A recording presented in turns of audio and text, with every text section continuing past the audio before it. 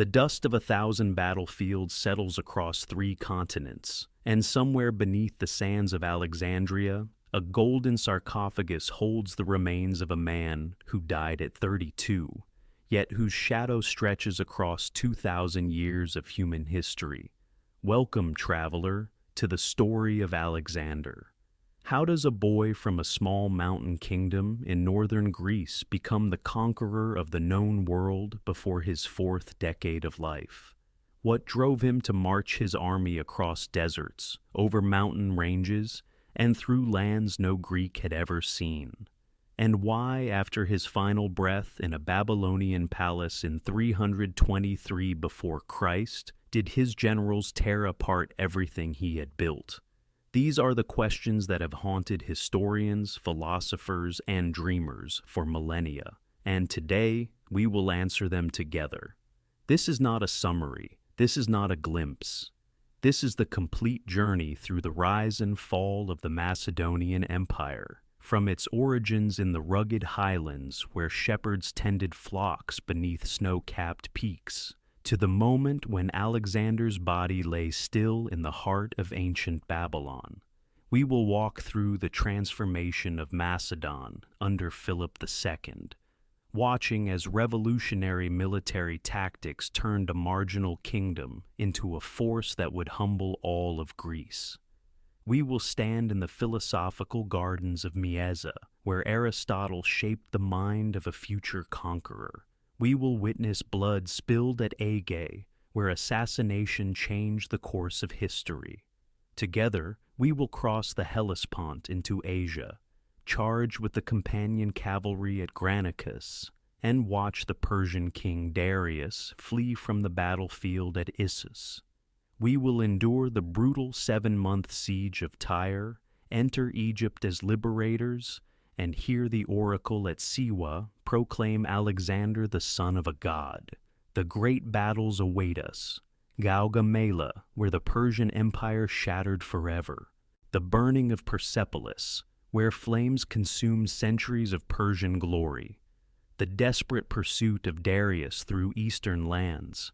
The mountain fortresses of Bactria and Sogdiana.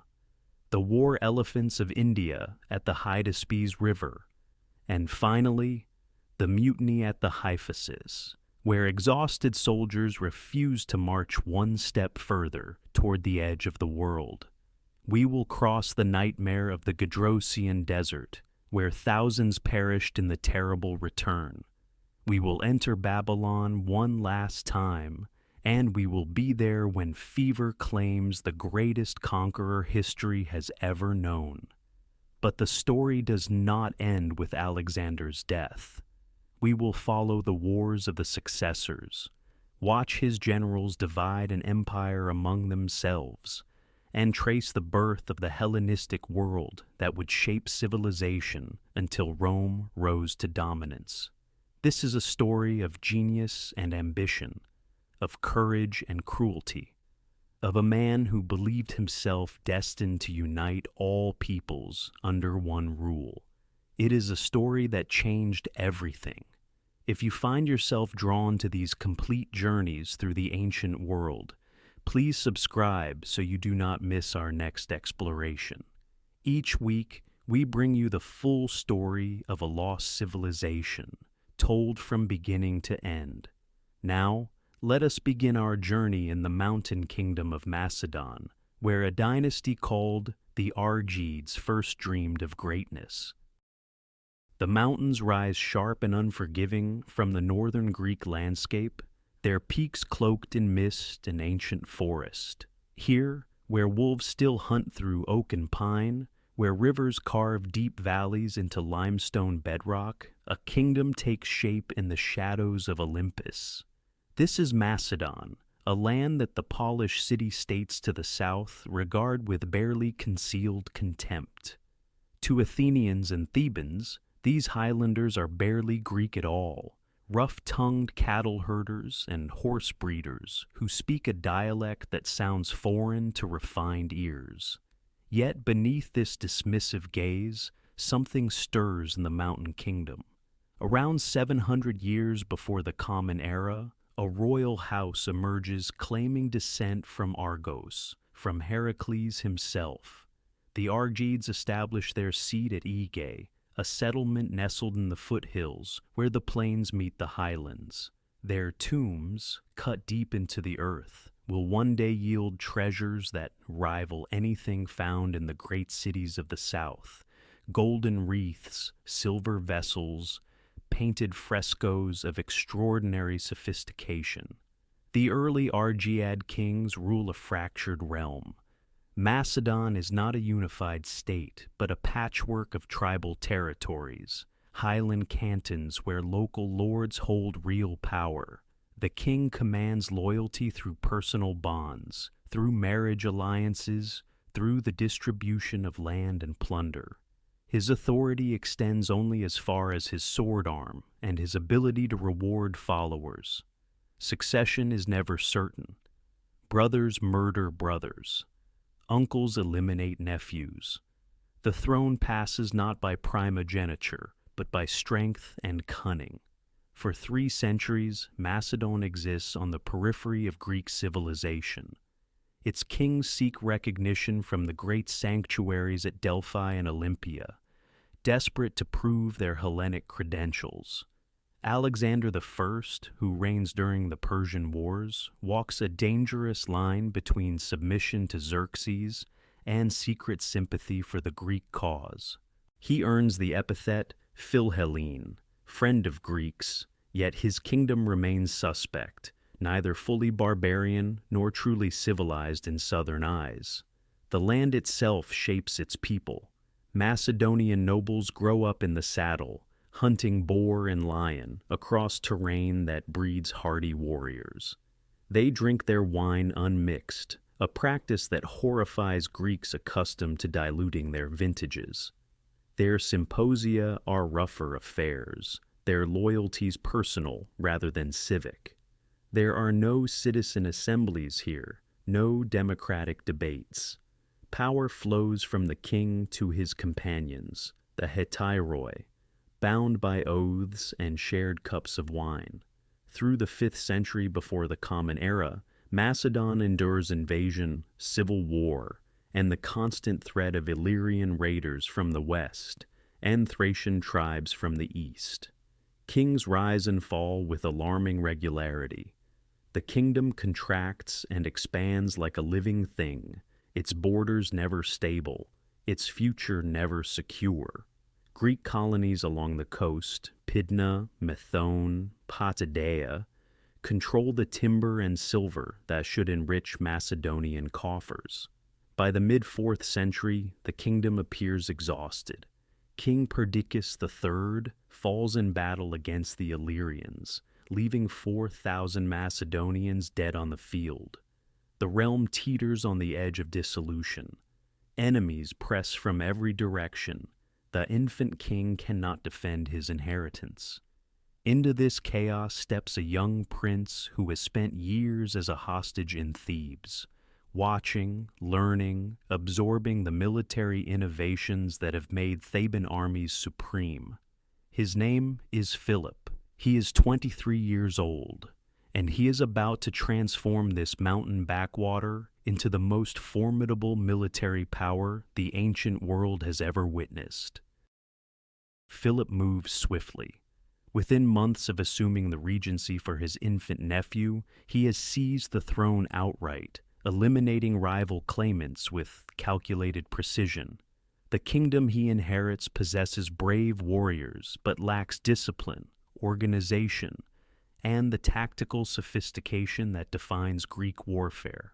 Philip has observed something different during his years in Thebes: the deep formations, the coordinated maneuvers, the way Epaminondas concentrated force at decisive points.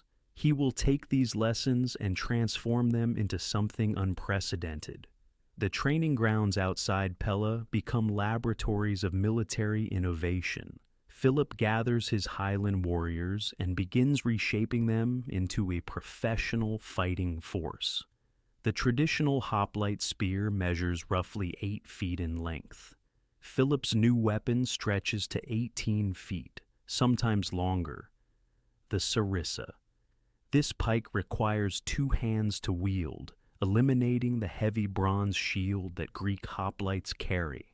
Instead, Macedonian infantrymen wear smaller shields strapped to their forearms, their protection coming not from bronze, but from the forest of spear points projecting before them. The phalanx formations drill endlessly on the dusty plains. 16 ranks deep, each soldier's sarissa extending past the men ahead, creating 5 rows of iron points facing any enemy. No cavalry charge can penetrate this bristling hedge. No infantry formation can close to striking distance before being impaled on those terrible pikes. The Macedonian phalanx becomes a human fortress that moves across battlefields with mechanical precision. But Philip understands that infantry alone cannot win wars. He develops the companion cavalry into the finest mounted force in the ancient world. These aristocratic warriors ride without stirrups, controlling their horses through thigh pressure alone, wielding the xixton, a long cavalry lance designed for the devastating charge. Where Greek city-states use cavalry for skirmishing and pursuit, Philip makes his companions the hammer that shatters enemy lines, while the phalanx serves as the anvil. The integration proves revolutionary. Light troops screen advances and harass flanks. The phalanx pins enemy formations in place, grinding forward with inexorable pressure. Then the companion cavalry strikes the weakened point, driving through gaps with concentrated violence.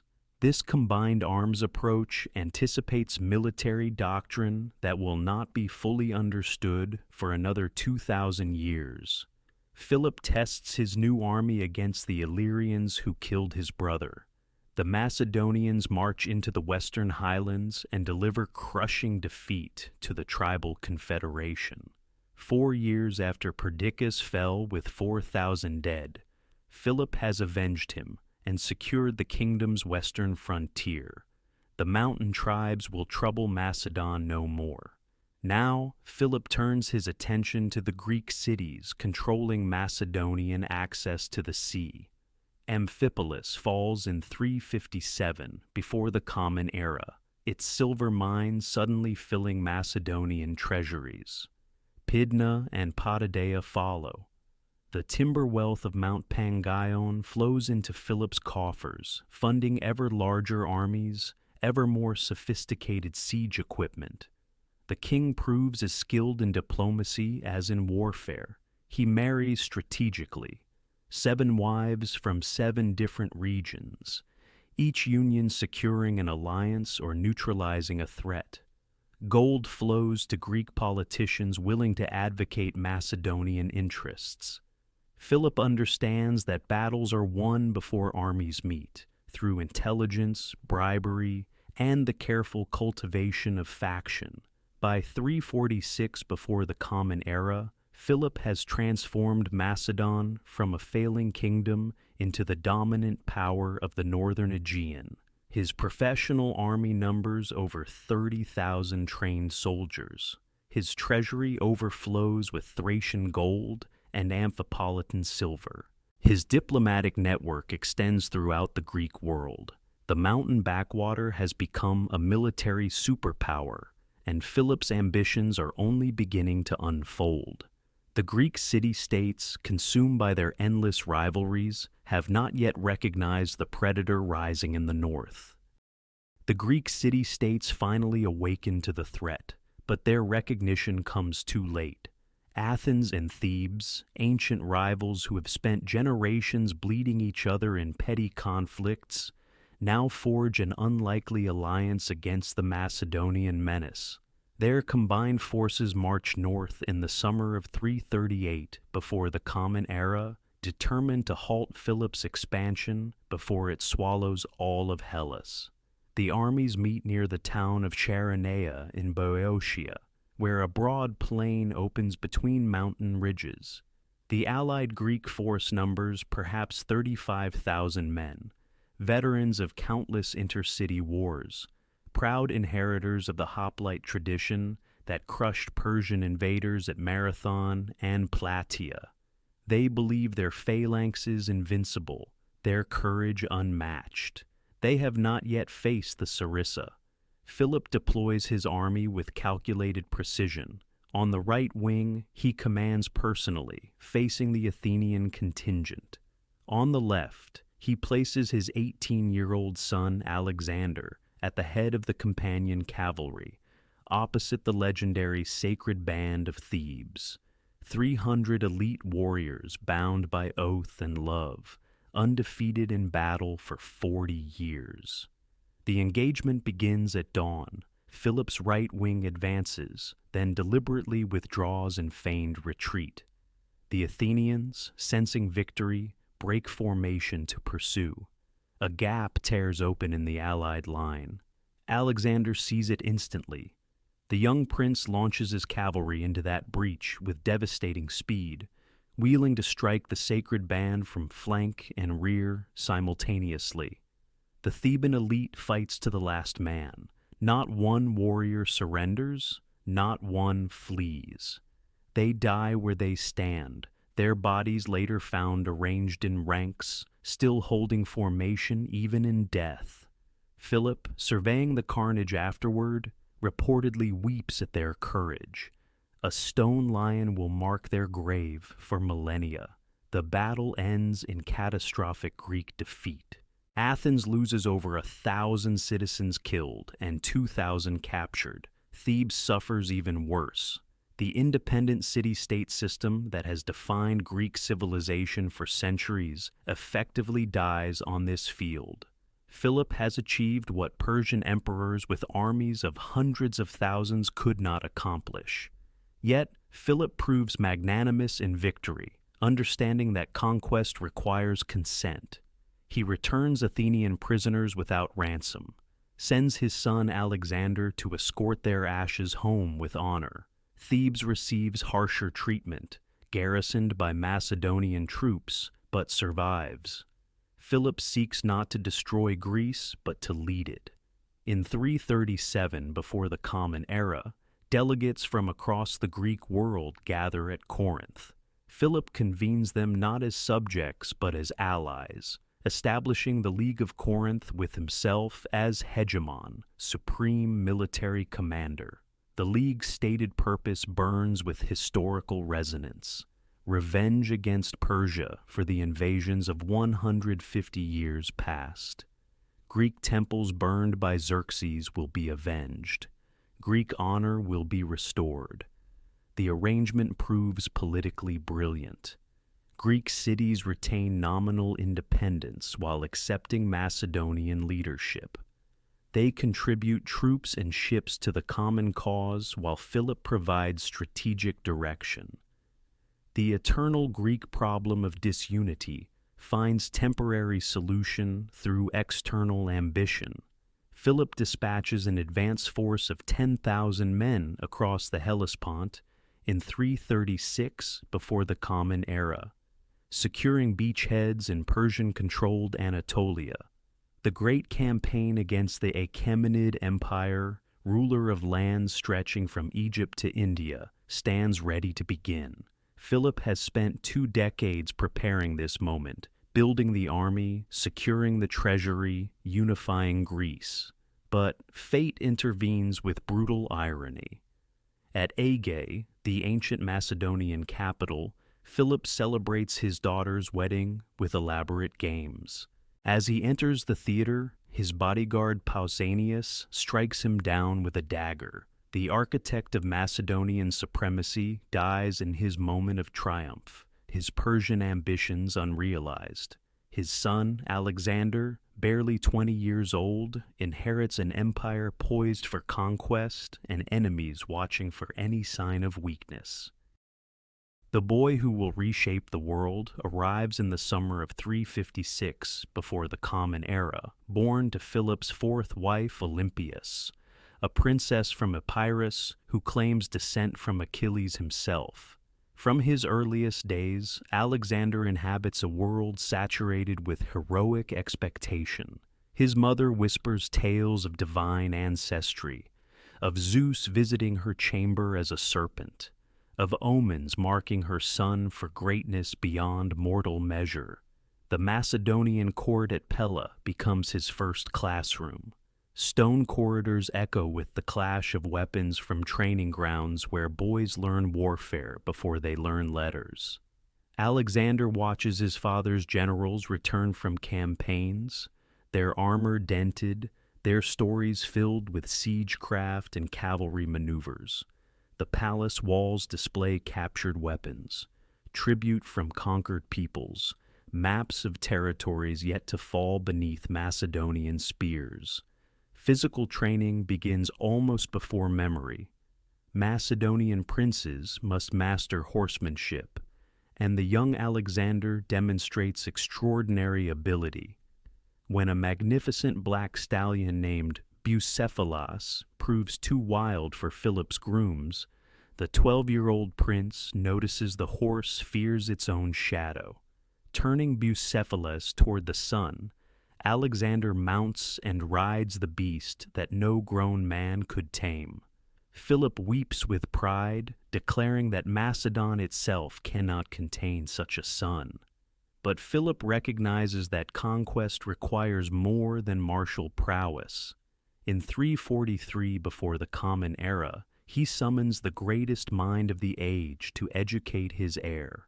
Aristotle arrives at Mieza, a quiet sanctuary in the gardens of the nymphs, where limestone colonnades frame views of forested hills. Here, removed from court intrigues and military preparations, the philosopher will spend 3 years shaping Alexander's intellect.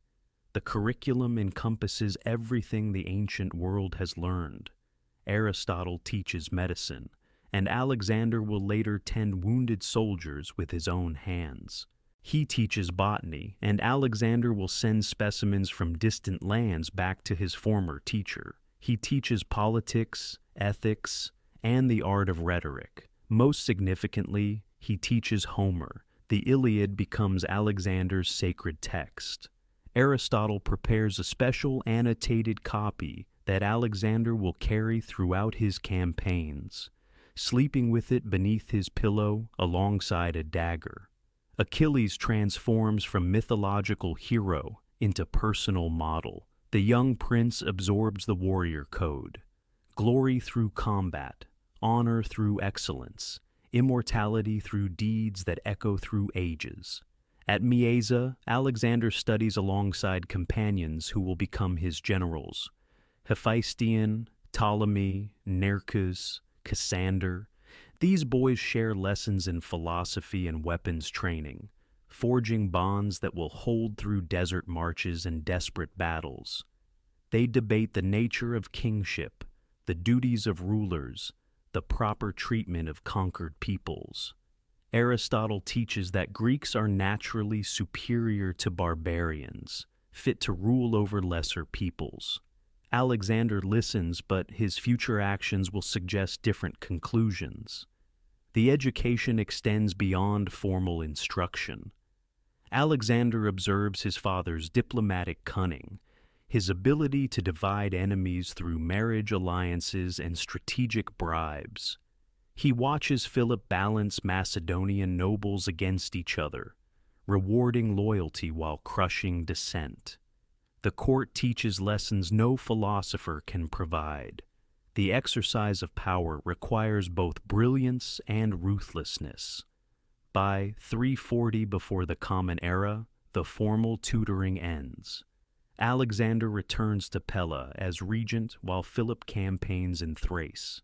At 16, he suppresses a tribal revolt, founding his first city, Alexandropolis, on the conquered territory.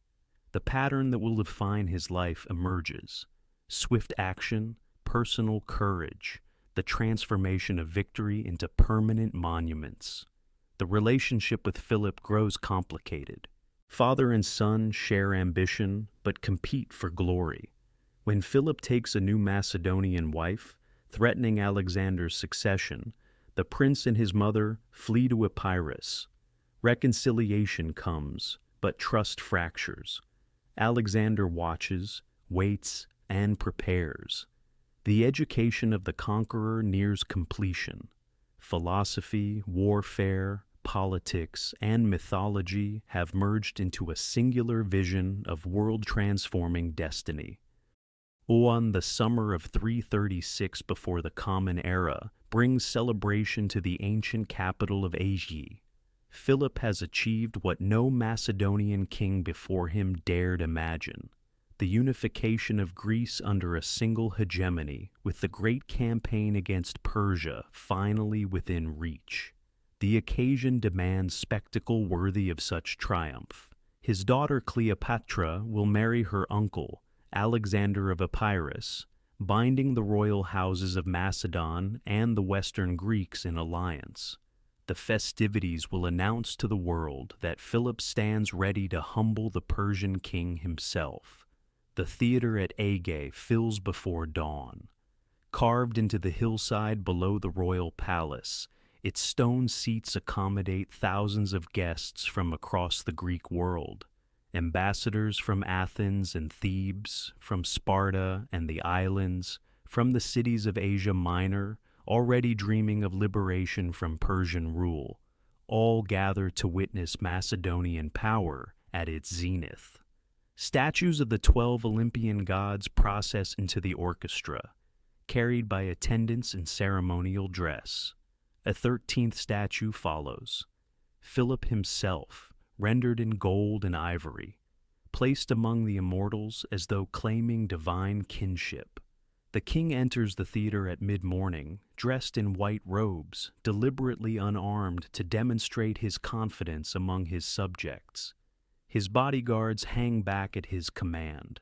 Philip wishes to appear as a beloved ruler, not a tyrant surrounded by steel. The crowd rises in acclamation as he walks the central passage toward his throne. The assassin moves with terrible swiftness. Pausanias, a young nobleman from the royal bodyguard itself, draws a Celtic dagger concealed beneath his cloak. The blade finds Philip's ribs before any witness can react. The king of Macedon collapses on the stones of his own theater, blood pooling beneath the white ceremonial garments. Pausanias flees toward horses waiting at the city gates, but stumbles on a vine root. Pursuing guards cut him down before he can speak his motives or name his conspirators. The assassination transforms celebration into chaos within heartbeats. Philip's generals secure the theater while the wedding guests scatter in confusion. The body of the most powerful man in the Greek world lies exposed beneath the summer sun, surrounded by the golden statues of gods he sought to equal. Alexander acts with speed that suggests preparation. Within hours, he presents himself before the Macedonian army, claiming his birthright as Philip's legitimate heir. The soldiers who have watched him grow from childhood, who remember his courage at Chaeronea, raise their spears in acclamation.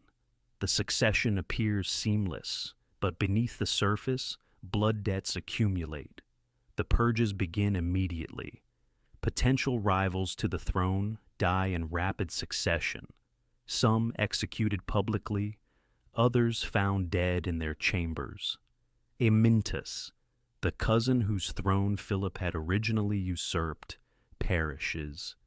Attalus, uncle of Philip's newest wife and commander of the advance force already in Asia, receives assassins before he can march his troops back to Macedon.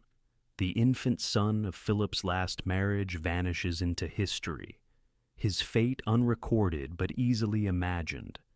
The royal tombs at Aige receive Philip's remains with full honors. Gold wreaths crown his cremated bones. Ivory faces stare from the darkness of the burial chamber.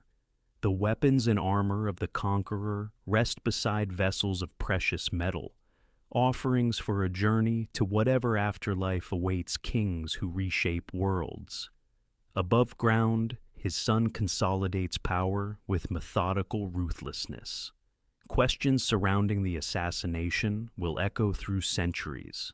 Pausanias nursed a personal grievance, a sexual assault by Attilus's men that Philip refused to adequately punish.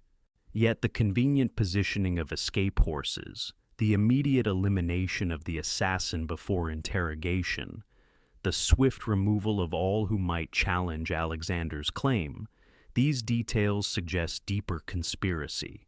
Ancient sources will point fingers at Olympias, at Alexander himself, at Persian gold seeking to decapitate Macedonian ambition before it could cross into Asia. The truth lies buried with the dead. What matters in the autumn of 336 is the result. A 20-year-old king now commands the finest army in the ancient world, inherits his father's invasion plans, and possesses ambition that dwarfs even Philip's considerable dreams. The blood at Aegae has purchased a throne. The question remaining is what Alexander will build upon foundations laid in assassination and purge. The young king moves with terrifying speed. Within weeks of Philip's assassination, Alexander has secured Macedon through calculated violence, executing potential rivals and binding the army to his person through gold and promises of glory.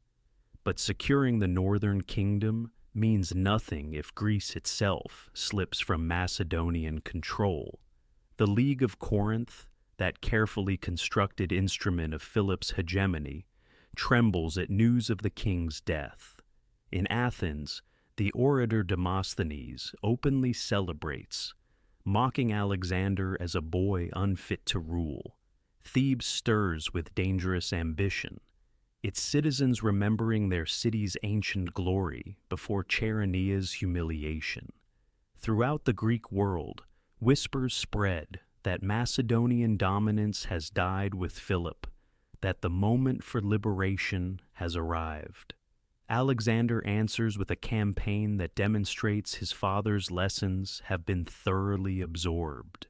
In the spring of 335, before the Common Era, he marches north first, crushing Thracian and Illyrian tribes who have sensed weakness and risen in revolt. The campaigns are brutal and swift, showcasing the young king's tactical brilliance in mountain warfare. He crosses the Danube River itself, striking fear into barbarian peoples who believed the great river marked the edge of Macedonian reach. Then comes the false report that changes everything. Rumors spread through Greece that Alexander has fallen in battle against the Illyrians, killed in some northern skirmish far from civilized lands. Thebes erupts in open revolt. The city's citizens massacre the Macedonian garrison, declare independence, and call upon all Greeks to throw off the northern yoke. Athens debates intervention. Other cities watch and wait. The rumors prove catastrophically premature. Alexander force marches his army south at impossible speed, covering nearly 300 miles in 13 days. The Thebans learn of his approach only when Macedonian forces appear before their walls, an army materializing like vengeful ghosts from the northern passes. The siege of Thebes lasts mere days.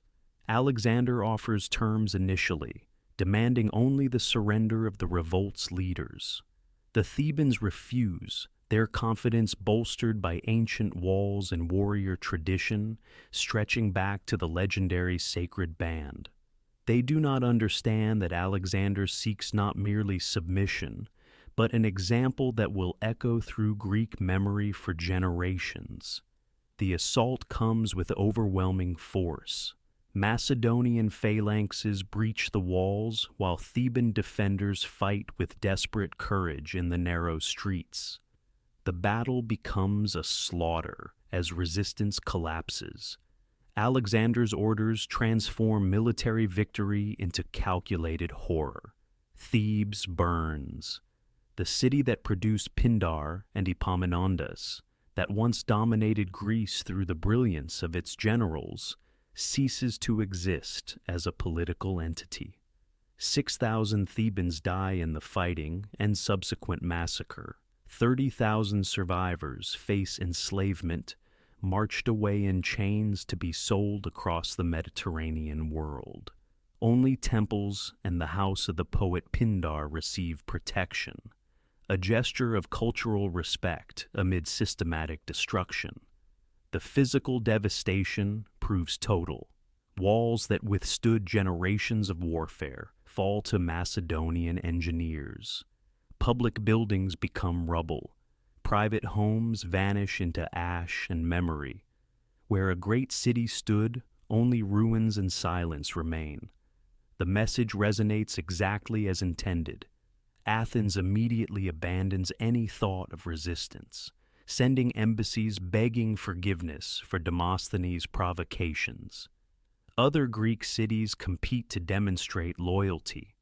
The League of Corinth reconvenes and confirms Alexander as hegemon, granting him the authority Philip had sought, command of a pan-Hellenic crusade against Persia. Alexander has proven himself his father's true heir through methods Philip himself might have considered excessive. The destruction of Thebes represents not mere punishment, but political theater on a massive scale, a demonstration that Macedonian power under the young king will be more terrible, more absolute than anything Greece has previously witnessed. The boy Demosthenes mocked now commands unquestioned obedience from the entire Greek world. By autumn of 335, Alexander's position stands secure. The northern frontiers have been pacified. Greece lies submissive beneath Macedonian hegemony. The army, blooded in multiple campaigns, has developed absolute confidence in their young commander. Everything Philip built has been preserved and strengthened. The invasion of Persia, delayed by assassination and revolt, can finally proceed. The spring of 334 before the Common Era brings the moment Philip had spent 2 decades preparing. At the Hellespont, the narrow strait separating Europe from Asia, 40,000 Macedonian and allied soldiers gather on the western shore, gazing across waters barely a mile wide toward the continent that holds the greatest empire on earth. Alexander himself pilots the royal trireme across the strait, standing at the prow in full armor as the vessel cuts through the blue-gray waters. Midway across, he sacrifices a bull to Poseidon and pours libations from a golden cup into the sea. As the ship approaches the Asian shore, the young king hurls his spear into the sand, claiming the Persian Empire as territory won by the spear. He leaps ashore first, his sandals marking the beach near ancient Troy. The army follows across a bridge of boats and requisition vessels, a crossing that takes several days. Soldiers stream onto Asian soil carrying their sarissas and bronze shields, each man aware that he marches toward either glory or death in a foreign land. Supply wagons creak across the makeshift bridge. Cavalry horses, blindfolded to prevent panic, are led carefully onto transport barges. Alexander's first act on Asian soil reveals his understanding of symbolic power. He travels to the ruins of Troy, where he sacrifices at the temple of Athena and lays a wreath at the tomb attributed to Achilles. He takes from the temple ancient weapons said to date from the Trojan War, ordering them carried before him in future battles. The message resonates through the army. This campaign continues the heroic tradition of Greek warriors crossing to Asia to humble Eastern kings. The Persian response comes swiftly.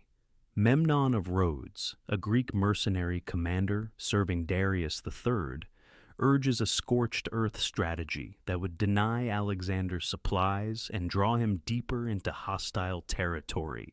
The Persian satraps reject this counsel, their pride refusing to yield territory without battle.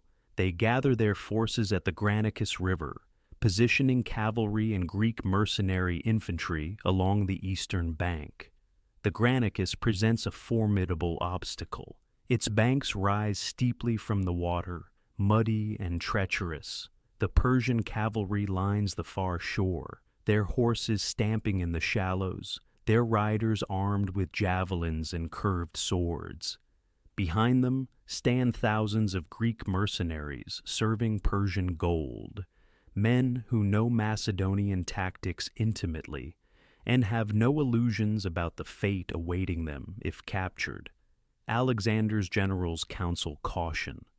Parmenion, the veteran commander who served Philip faithfully, suggests waiting until dawn to cross at an undefended point.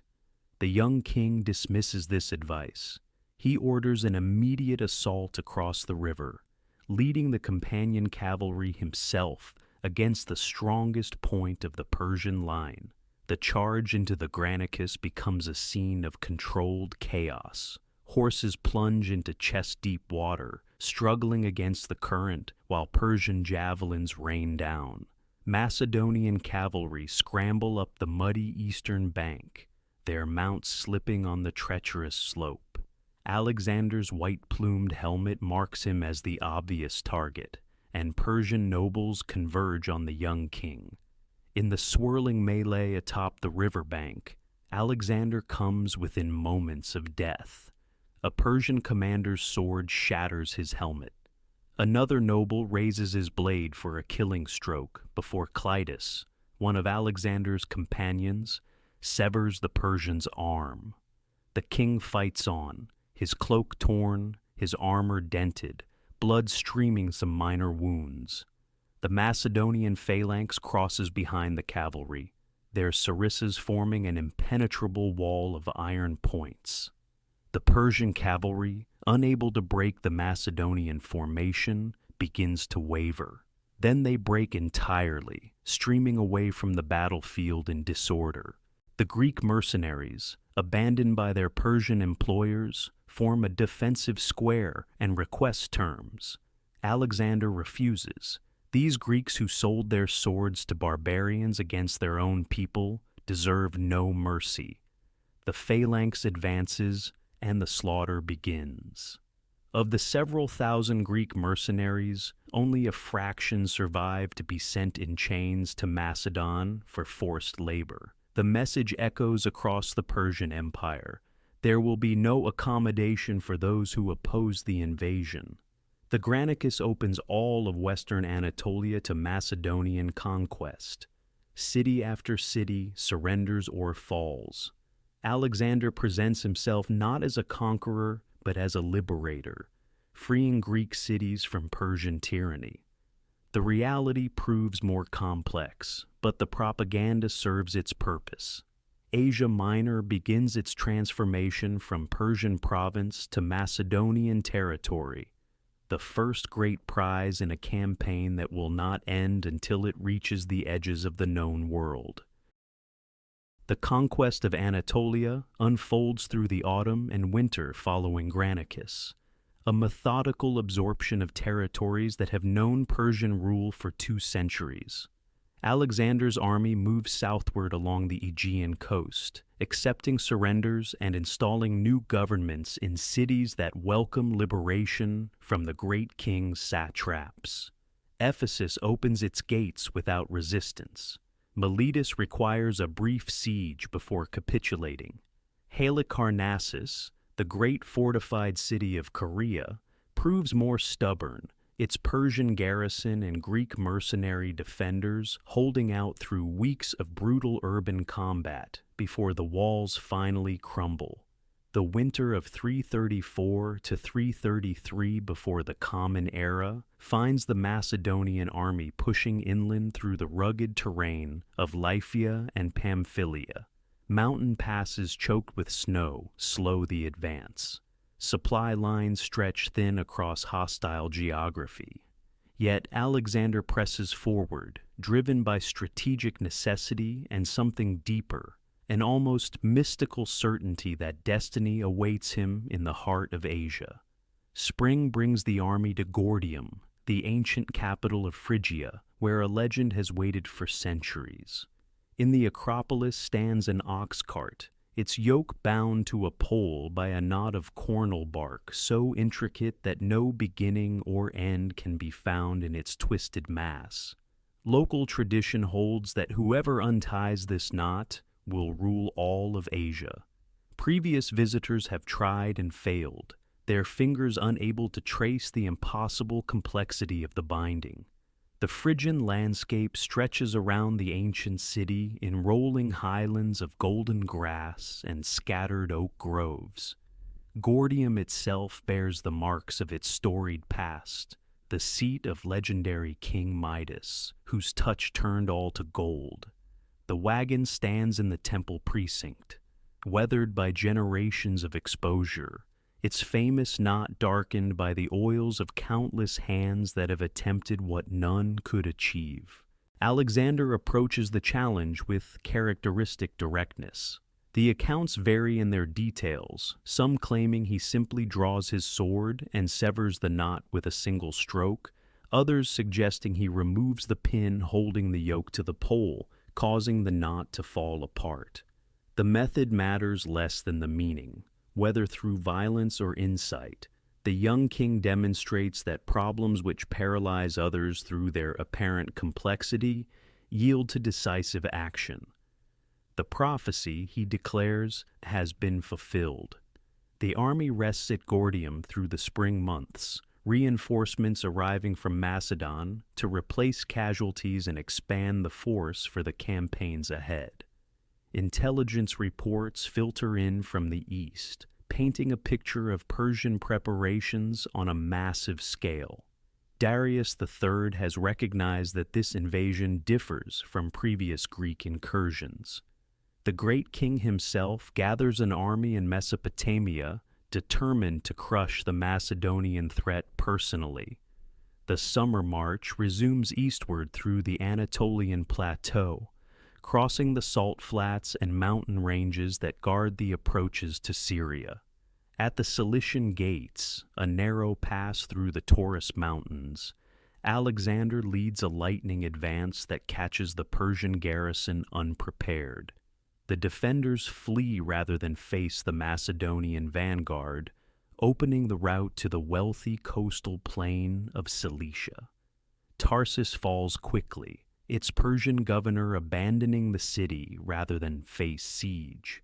Here Alexander nearly meets an unexpected end, plunging into the frigid waters of the Cydnus River after a hot march and falling desperately ill with fever. For days the king hovers between life and death, while his army waits in anxious uncertainty. The physician, Philip of Acarnania, administers a remedy that others fear might be poison, but Alexander drinks without hesitation, demonstrating the absolute trust he places in those who serve him loyally. Recovery comes slowly through the late summer weeks. Meanwhile, Darius moves his massive army westward through Syria, seeking to intercept the invaders before they can penetrate deeper into the empire. The two forces approach each other through the mountain passes, each seeking advantage in the terrain that will determine the coming battle. The confrontation that will decide the fate of the Persian Empire draws near. The narrow coastal plain of Issus becomes the stage for one of history's most consequential confrontations in the autumn of 333 before the Common Era. The battlefield stretches barely 2 kilometers between the mountains and the sea, a confined space that will neutralize the vast numerical superiority of the Persian forces. Darius has brought perhaps 100,000 soldiers to this encounter, yet the terrain renders much of this host irrelevant, compressing the fighting into a corridor where Macedonian discipline can achieve its fullest expression. The Pinarus River cuts across this plain, a modest watercourse swollen by autumn rains, its banks steep enough to disrupt cavalry charges and break infantry formations. Along the northern bank, Persian forces arrange themselves in defensive positions, archers and infantry screening the center where Darius himself commands from an elevated chariot. The great king wears armor of gold and purple, surrounded by his royal guard of 10,000 immortals, the elite warriors who have served Persian monarchs for generations. Alexander positions his forces with characteristic precision. The companion cavalry masses on the right wing under his personal command, while Parmenion anchors the left near the sea with Thessalian horsemen. The phalanx battalions form the center, their sarissas creating that bristling forest of iron points that has shattered every formation sent against it. The young king rides along the lines before battle, calling out the names of officers who distinguished themselves at Granicus, reminding his veterans of victories already won. The attack begins in the late morning hours. Alexander leads the companions in a thundering charge across the Pinarus, splashing through the cold water and scrambling up the far bank into the Persian left wing. The impact is devastating. Greek mercenaries fighting for Persia hold their ground with desperate courage, but the Macedonian cavalry tears through lighter troops protecting the flank, wheeling inward toward the Persian center. The phalanx advances more slowly, struggling to maintain formation while crossing the river under arrow fire. Gaps open in the Macedonian line as some battalions push ahead while others lag behind. Persian infantry exploits these openings, and for critical minutes the battle hangs in balance. Macedonian soldiers fall in the riverbed, their heavy armor dragging them down in the churning water stained red with blood. Yet Alexander has already identified the battle's decisive point. He drives the companions directly toward the golden chariot where Darius commands, cutting through bodyguards and royal kinsmen with methodical fury. The great king watches as his personal guard is systematically destroyed, as Macedonian cavalry draws ever closer to his position. The psychological pressure proves unbearable. Darius flees. The King of Kings abandons his chariot, his army, his family, mounting a horse and riding eastward into the gathering dusk. The sight of the royal standard retreating triggers collapse across the Persian line. Warriors who might have fought to the death instead turn and run, pursued by Macedonian cavalry through the narrow passes and across the darkening plain. The Persian camp falls intact into Macedonian hands. Within the royal pavilion, Alexander's soldiers discover treasures beyond imagination. Golden vessels, purple tapestries, chests overflowing with silver coins. More significantly, they capture the royal family itself. The mother, wife, and daughters of Darius become prisoners, their fate now dependent on the young conqueror's mercy. Alexander treats these captives with calculated generosity, assuring them of their safety and maintaining their royal dignity. This gesture serves multiple purposes, demonstrating Macedonian civilization to watching Greeks, undermining Persian propaganda, and positioning himself as a legitimate successor rather than a mere barbarian invader. The women of the Persian royal house will remain honored guests throughout the coming campaigns. The battlefield yields grim testimony to the day's violence. Thousands of Persian dead carpet the plain, their bodies stripped of valuables by victorious Macedonians. The Greek mercenaries who held their ground suffer particularly heavy casualties, their loyalty to Persian gold rewarded with slaughter. Alexander himself bears a sword wound to his thigh, evidence of his presence in the fiercest fighting. Isis transforms the strategic situation entirely. The Persian fleet, deprived of bases and supplies, begins disintegrating. Coastal cities that might have resisted now open their gates. The road to Egypt lies undefended. Most importantly, the myth of Persian invincibility dies on this narrow plain, replaced by a new reality in which a young Macedonian king has defeated the greatest empire on earth in open battle. The victory at Issus opens the Levantine coast, yet one city refuses submission. Tyre, the ancient Phoenician metropolis, presents Alexander with his greatest engineering challenge. The city rises from an island half a mile offshore, protected by walls reaching 150 feet above the waves. For 3 centuries, these fortifications have repelled every siege, including 14 years of Babylonian assault under Nebuchadnezzar. The Tyrians calculate their position with cold precision. Their fleet commands the eastern Mediterranean. Fresh water flows from springs beneath the harbor. Carthage, their daughter colony, promises reinforcements. The island fortress has never fallen to direct assault, and the narrow channel separating it from the mainland seems an insurmountable barrier for any land-based army. Alexander's response defies conventional military thinking.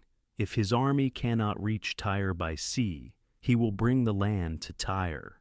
In January of 332 before the Common Era, Macedonian engineers begin constructing a causeway across the channel, a mole of stone and timber that will permanently alter the geography of the Lebanese coast. The initial construction proceeds rapidly through shallow waters near the shore.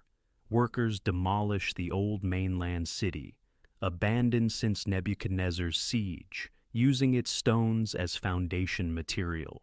Cedar logs from the Lebanese mountains provide structural support. Thousands of laborers, both Macedonian soldiers and conscripted locals, drive the causeway seaward through winter storms. Tyrian resistance intensifies as the mole approaches deeper water. War galleys sally from the harbor, raining arrows and fire upon exposed workers. Divers cut the ropes, anchoring construction barges. The defenders mount artillery on their walls, catapults hurling stones that shatter wooden frameworks and crush men beneath rubble. Alexander responds with protective towers at the causeway's head, their heights matching Tyre's walls. Hides soaked in water shield the wooden structures from fire arrows. Catapults mounted on these towers engage Tyrian artillery in duels across the narrowing channel. The siege becomes a contest of engineering as much as arms. The Tyrians unleash their masterstroke in spring. A converted horse transport, packed with combustibles and fitted with extended yardarms dripping pitch, bears down on the siege towers under favorable winds. Fire engulfs both towers within minutes. Tyrian galleys follow the fire ship, their crews destroying months of construction while Macedonian soldiers watch helplessly from shore. The catastrophe forces Alexander to reconsider his approach. The causeway alone cannot succeed without naval superiority. Fortune provides the solution as Persian naval power collapses following Issus. Phoenician squadrons from Sidon, Byblos, and Eridu defect to Alexander, their crews unwilling to fight for a king who abandoned the coast. Cyprus contributes 120 warships. Within weeks, Alexander commands a fleet exceeding 200 vessels. The naval blockade transforms the siege. Tyrian galleys, outnumbered and outmaneuvered, retreat behind harbor chains. Supply ships cannot reach the island. The causeway construction resumes under fleet protection, now widening to accommodate multiple siege towers and artillery batteries. Summer brings the final assault preparations. Siege engines mounted on ships approach the walls, their rams and towers threatening multiple points simultaneously. Tyrian defenders respond with desperate ingenuity, heating sand in bronze shields until it glows, then pouring the burning grains onto attackers below. The molten particles penetrate armor joints, driving men mad with agony. The breakthrough comes in August, 7 months after construction began. Ship-mounted battering rams breach the southern wall. Alexander personally leads the assault through the gap, fighting his way onto the battlements. Macedonian troops pour through multiple breaches simultaneously, overwhelming defenders who have resisted with extraordinary courage. The fall of Tyre unleashes Macedonian fury accumulated through months of frustration. 8,000 Tyrians die in the assault and subsequent massacre. 30,000 survivors face enslavement. The king crucifies 2,000 military-age men along the beach, their crosses stretching for miles as warning to other cities contemplating resistance. The causeway survives, gradually accumulating sediment until the island becomes a peninsula. Modern Tyre still occupies this artificial landmass, permanent testimony to Macedonian determination. The siege demonstrates that no fortress, however formidable, can resist Alexander's combination of engineering innovation, naval power, and relentless persistence. Egypt awaits, its Persian garrison watching nervously as the conqueror approaches. The road from Tyre descends through Gaza, where brief resistance ends in another brutal siege, and then opens onto the ancient land of the Nile. Egypt receives Alexander not as conqueror, but as liberator in the autumn of 332, before the Common Era. Persian rule has weighed heavily upon this civilization for 2 centuries, and the satrap Mzassas surrenders without battle, handing over 800 talents of gold and the accumulated treasures of Memphis. The Macedonian army enters a world utterly unlike anything encountered in Greece or Persia. Colossal stone monuments rise from the desert, their surfaces covered in hieroglyphic inscriptions already ancient when Homer composed his verses. The Great Pyramid at Giza has stood for over 2,000 years, its limestone casing still gleaming white under the relentless sun. Temple complexes at Karnak and Luxor sprawl across acres of sacred ground, their hypostyle halls supported by columns carved to resemble papyrus stalks and lotus flowers. Alexander approaches Egyptian religion with calculated reverence.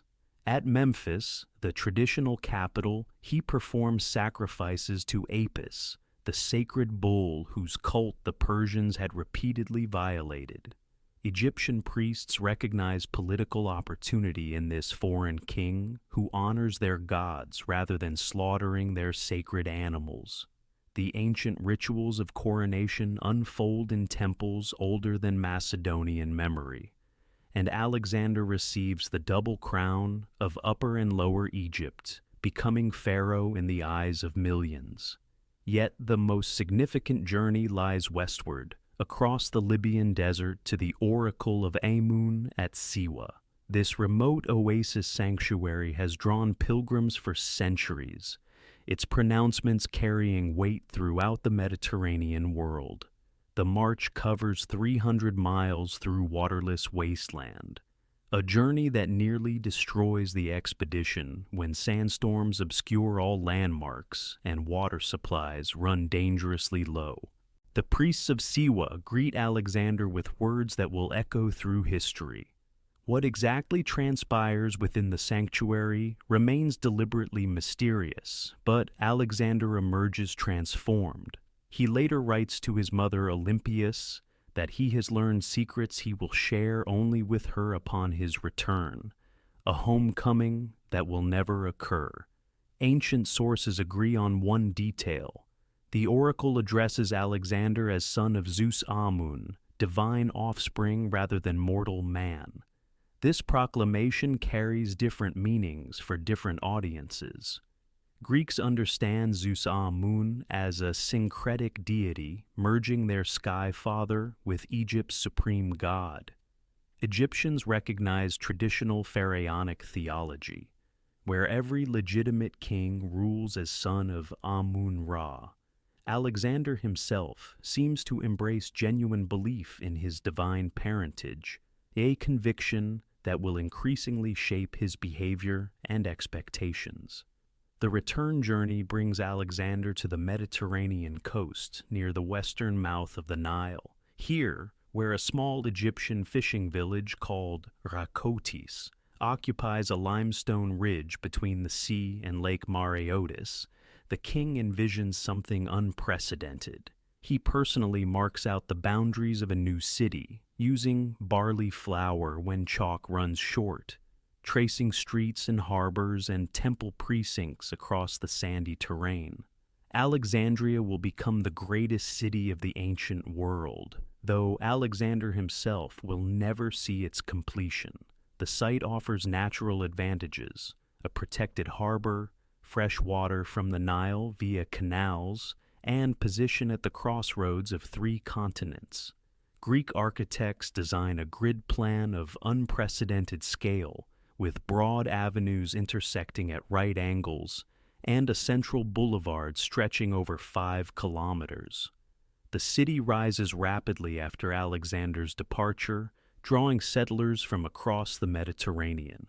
Within generations, Alexandria houses the famous library and museum, becoming antiquity's supreme center of learning.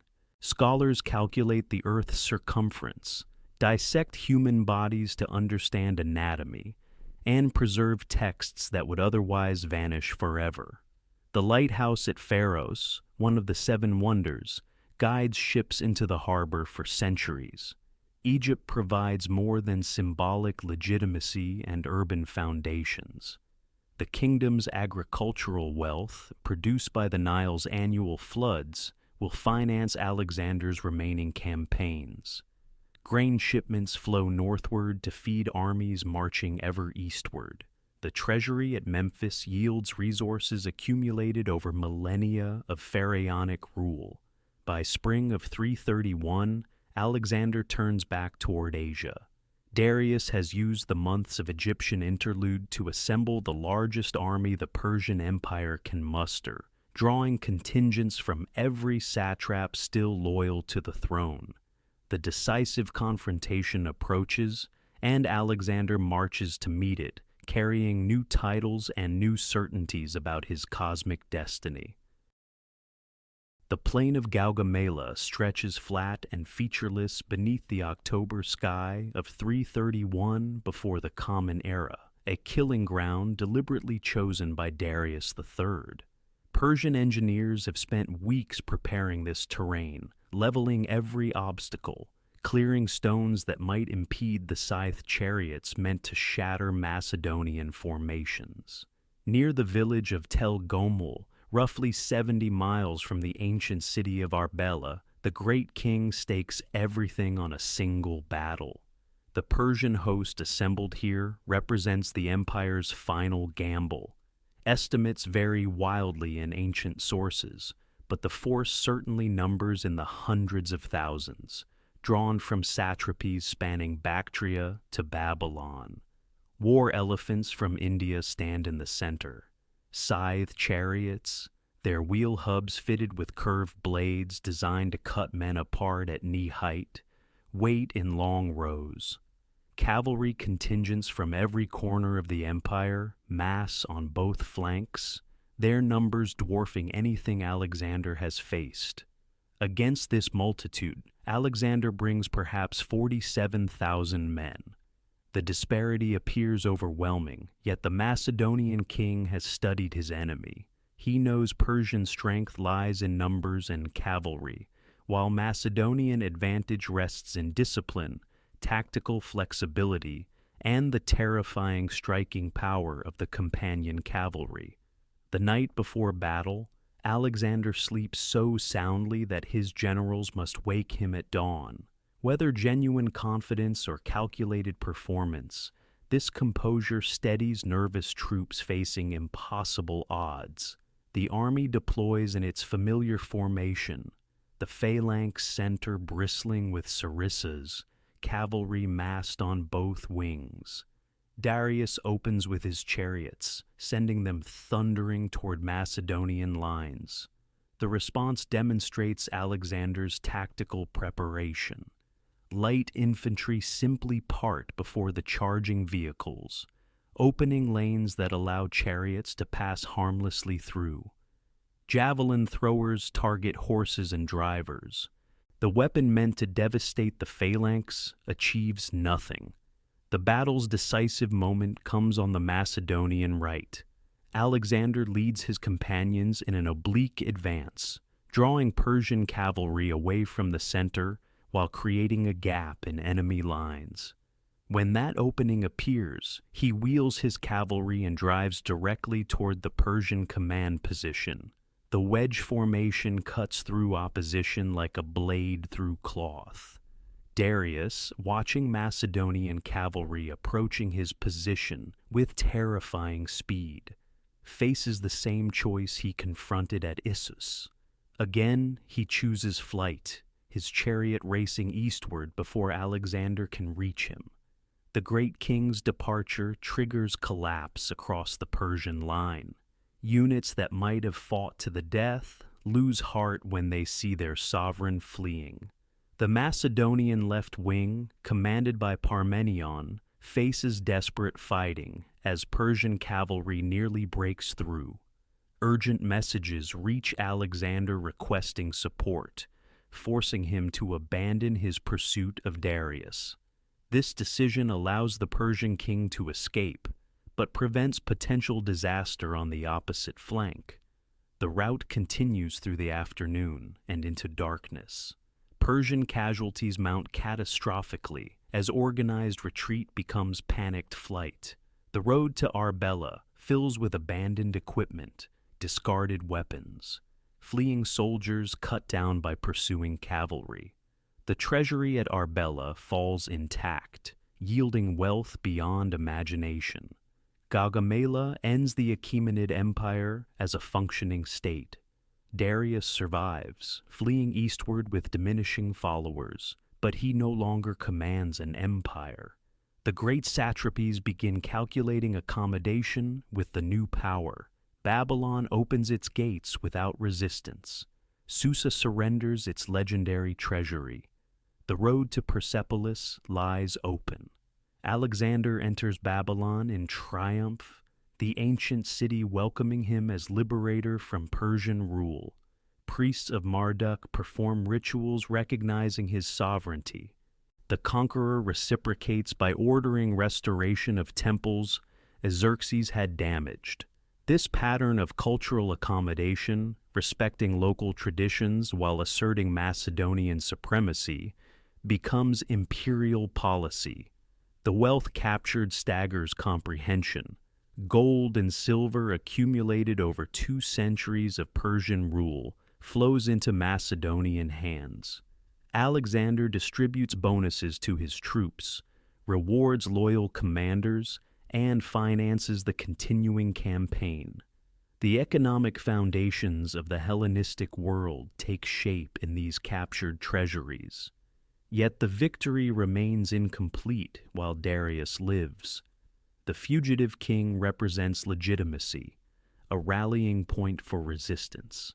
Alexander must pursue him to the empire's eastern edges, through territories no Greek army has ever penetrated.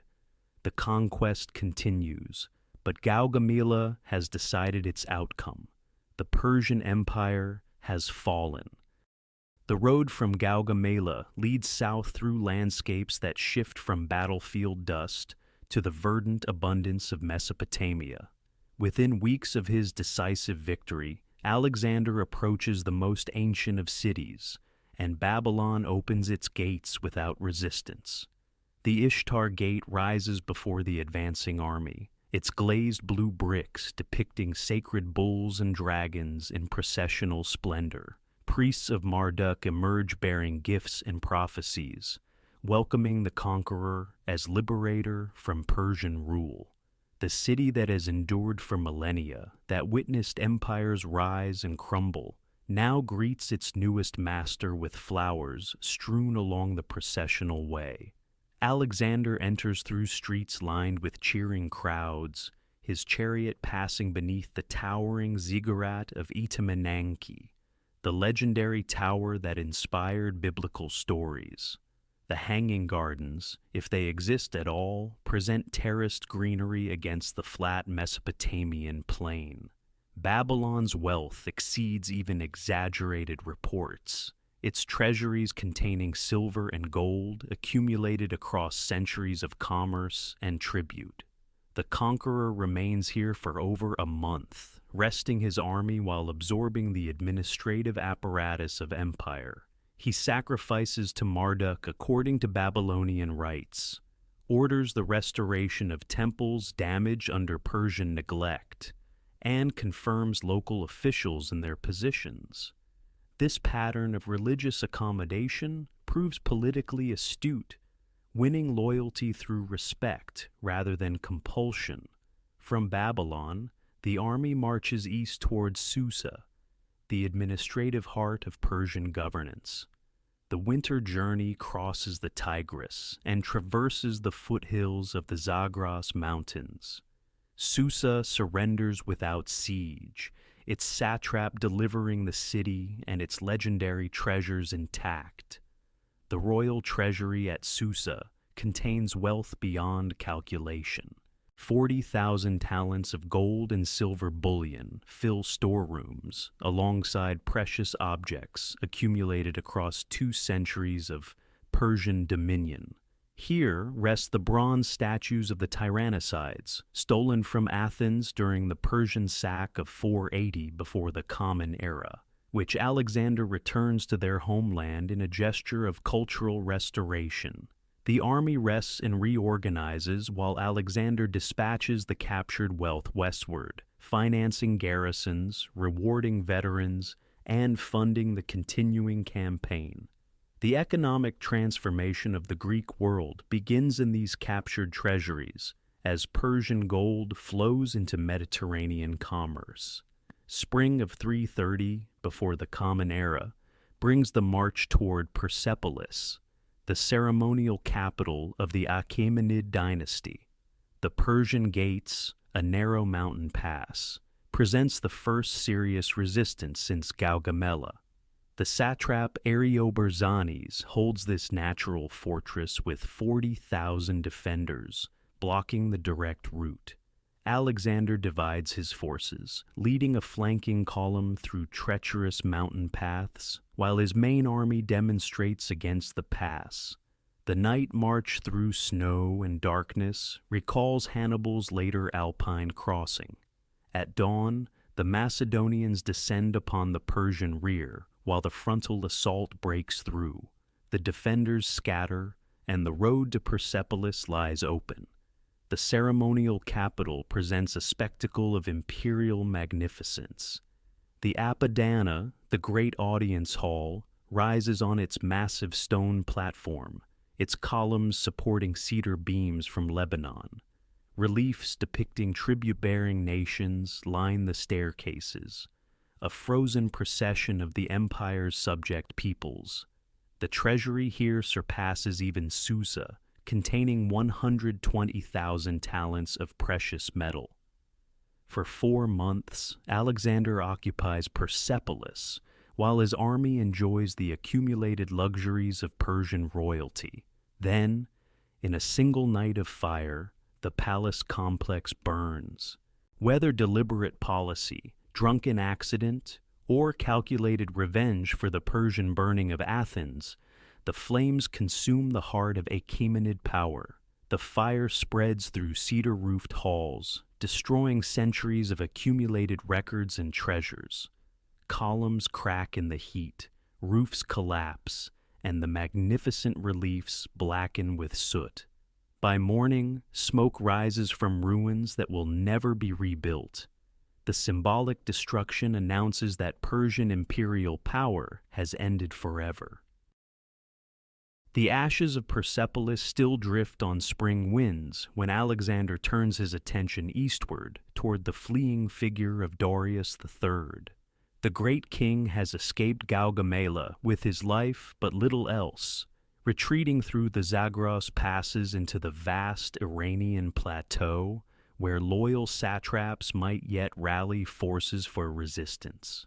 The pursuit that follows will cover over 1,000 miles of increasingly hostile terrain, transforming from military campaign into desperate chase across landscapes that grow more desolate with each passing week. Darius reaches Ecbatana, the ancient Median capital nestled in mountain valleys, where he attempts to reassemble an army from the eastern satrapies. Bactrians, Sogdians, and warriors from the distant provinces beyond the Hindu Kush still answer the call of Achaemenid authority. Yet, the core of Persian power has shattered. The royal treasury, the imperial heartland, the great ceremonial centers all lie in Macedonian hands. What remains is a king without a kingdom, commanding loyalty through tradition rather than strength. Alexander advances through Media with characteristic speed, his cavalry ranging ahead, while infantry follows in forced marches that cover distances ancient armies rarely attempt. The Macedonian king travels light, leaving heavy baggage trains behind, understanding that every day of delay allows Darius to strengthen his position or escape beyond practical pursuit. Intelligence reports filter back through scouts and captured messengers, tracking the Persian court's movements across the plateau. At Ecbatana, Alexander pauses only briefly, securing the treasury and dispatching Greek allied troops homeward with their share of plunder. The campaign against Persia, technically, has achieved its stated objective. The League of Corinth's war of vengeance for Xerxes' invasion is complete. Yet Alexander presses forward, no longer fighting for Greek revenge, but for personal destiny, for the completion of conquest that knows no natural boundary. The pursuit accelerates through the Caspian Gates, a narrow pass cutting through the Elburz Mountains, where summer heat radiates from bare rock faces. Darius flees eastward toward Bactria, but his coalition fractures under pressure.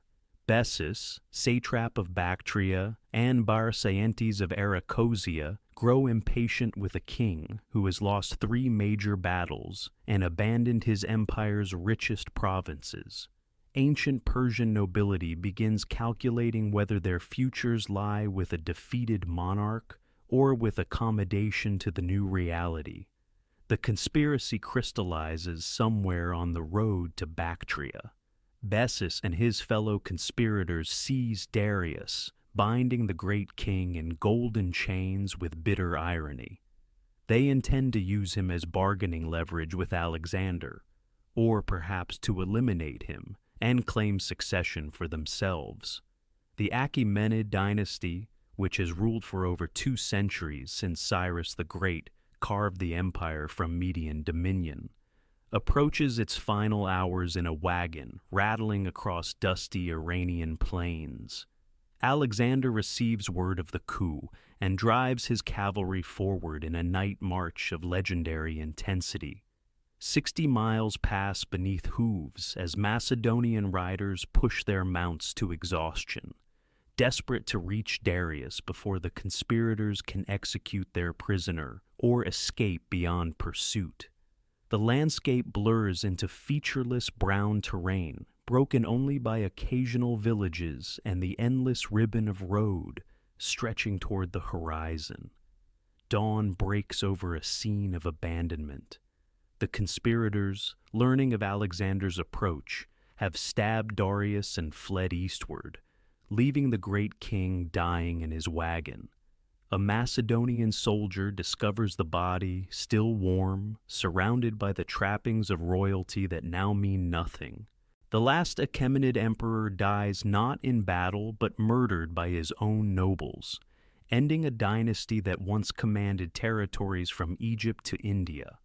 Alexander treats the body with elaborate respect, ordering royal burial at Persepolis alongside Darius's ancestors.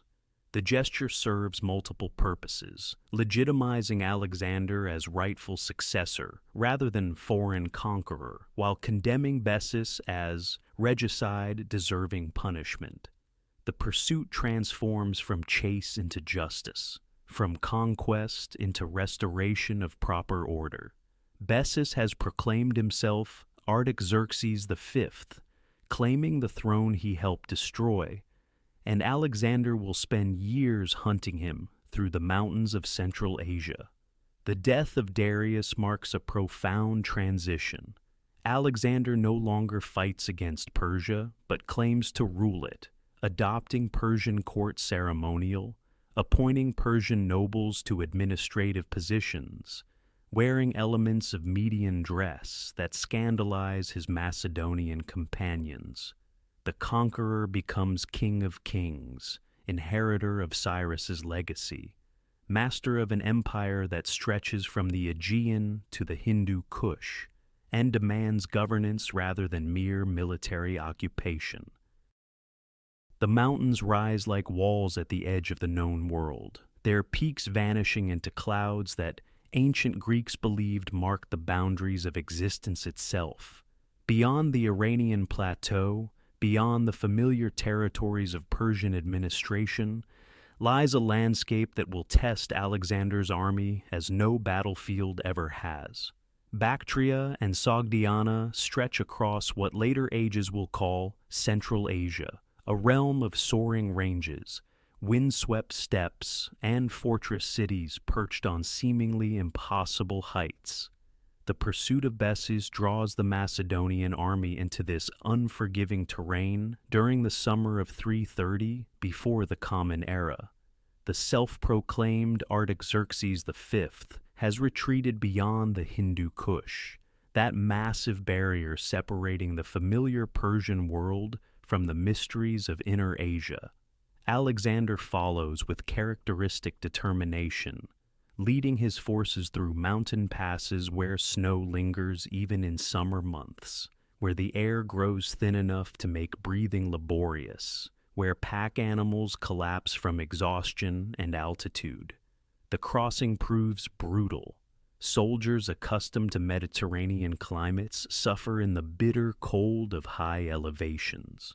Supply lines stretch impossibly thin across terrain that offers little sustenance. Yet the army emerges into Bactria, that ancient satrapy whose capital at Bactra commands the crossroads of caravan routes linking China, India, and the Mediterranean world. Bessus finds his support evaporating as local nobles calculate the odds of resistance against this relentless conqueror. The usurper's own commanders betray him, delivering Bessus to Alexander in chains during the spring of 329. The punishment proves deliberately theatrical, designed to demonstrate that Alexander rules as legitimate Persian king rather than foreign invader. Bessus suffers mutilation according to Persian custom for regicides, his nose and ears removed before eventual execution. The message resonates throughout the eastern satrapies. Alexander claims not merely conquest, but rightful succession. Yet, capturing Bessus proves far simpler than subduing the lands he briefly claimed. Sogdiana, the region north of Bactria between the Oxus and Jaxartes rivers, erupts into resistance that will consume nearly 3 years of brutal campaigning. The Sogdian nobility refuses submission, retreating into mountain strongholds that seem impervious to siege, launching raids that vanish into landscapes they know intimately. This warfare bears no resemblance to the set-piece battles that destroyed Persian armies at Issus and Gaugamela. The enemy refuses engagement, melting away before Macedonian columns, only to reappear behind them, attacking supply convoys, ambushing foraging parties, making every mile of advance costly in blood and exhaustion. Alexander responds with methods that darken his reputation among later historians, devastating agricultural lands, massacring populations suspected of harboring rebels, founding garrison cities to impose permanent military presence. The fortress of the Sogdian Rock epitomizes the challenge, rising sheer from surrounding terrain, defended by cliffs that seem to offer no approach, this stronghold shelters thousands of refugees confident in their impregnability. When Alexander demands surrender, the defenders mockingly suggest he find soldiers with wings. The response proves characteristic. Volunteers scale the cliffs at night using iron tent pegs driven into rock crevices, appearing at dawn above the fortress in positions the defenders believed impossible to reach.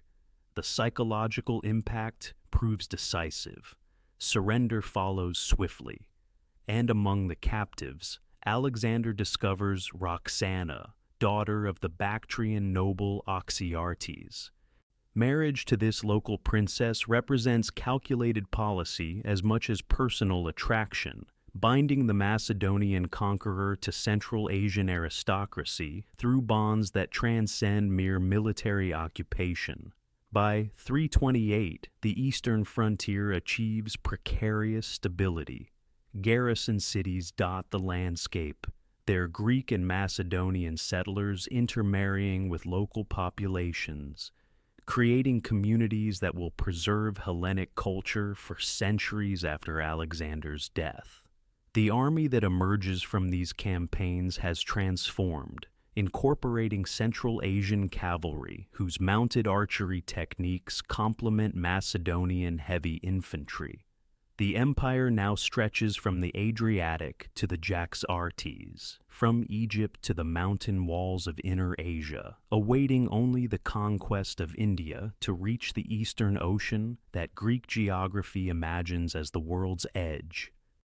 The transformation begins not on battlefields but in banquet halls, where wine flows freely and old tensions surface with lethal consequence.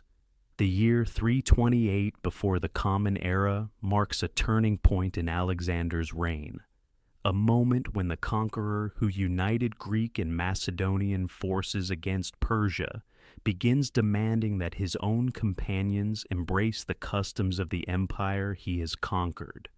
The court at Mariconda in Sogdiana grows increasingly Persian in its ceremonies and expectations.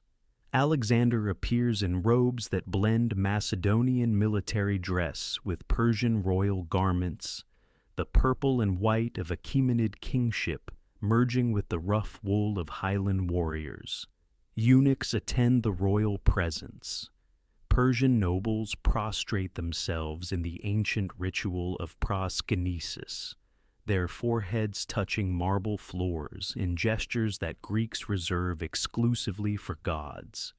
The Macedonian veterans watch these transformations with mounting unease. Men who crossed the Hellespont as liberators of Greek cities from Persian tyranny now find themselves expected to bow before their own king in the manner of conquered subjects.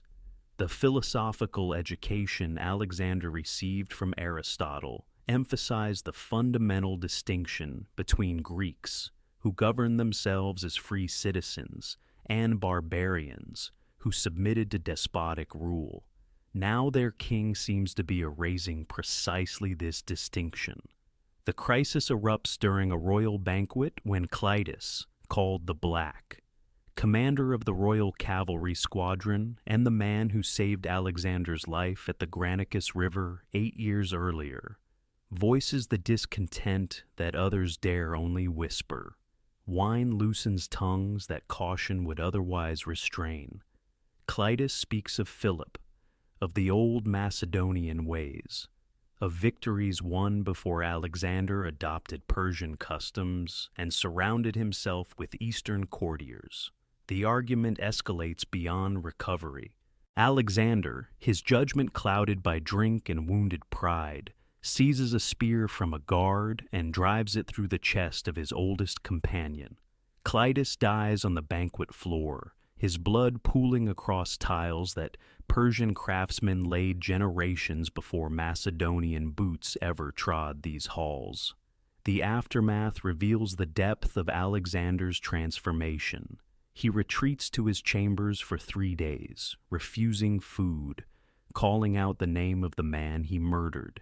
Yet, when he emerges, no punishment follows, no acknowledgement that a king who kills his companions in drunken rage has violated the bonds that hold Macedonian society together.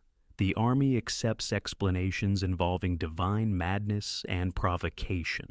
The precedent establishes itself silently. Alexander stands beyond the judgment of ordinary men. The proskynesis controversy continues through the following months. Alexander attempts to formalize the practice, requiring all who approach the royal presence to prostrate themselves regardless of origin. The philosopher Callisthenes, Aristotle's nephew and the expedition's official historian, leads quiet resistance among the Greek intellectuals accompanying the army. He performs the bow, but rises before his forehead touches the ground, a subtle defiance that others emulate. The conspiracy of the royal pages provides Alexander the pretext he requires. Young Macedonian nobles serving in the king's personal guard plot assassination. Their motives tangle between personal grievance and political principle. When the plot unravels, Callisthenes faces accusations of inspiring the conspirators through his philosophical opposition to Oriental customs. The historian dies in captivity, his fate a warning to those who would question the king's divine pretensions. Against this backdrop of violence and cultural transformation, Alexander's marriage to Roxana unfolds. The Sogdian princess, daughter of the Bactrian nobleman Oxyartes, becomes queen of an empire spanning 3 continents. The union serves multiple purposes. It binds Central Asian aristocracy to Macedonian rule through kinship. It demonstrates Alexander's willingness to embrace Eastern customs fully, and it provides hope for an heir who will embody the fusion of civilizations that Alexander increasingly envisions. The wedding ceremonies blend traditions from multiple cultures. Macedonian rites involving shared bread merge with Persian customs of royal marriage. Roxana enters history as the first of Alexander's wives, her beauty celebrated in sources that survive centuries of transmission. The marriage represents policy as much as passion, yet it produces consequences that will shape the succession crisis following Alexander's death. The mountains of the Hindu Kush yield to something entirely different as Alexander's army descends into the Indus Valley in the spring of 327 before the Common Era. Here, beyond the frontiers that even Persian emperors rarely crossed, lies a world that Greek imagination has populated with wonders and terrors in equal measure. The monsoon clouds gather on distant horizons, promising rains unlike anything Mediterranean soldiers have ever witnessed.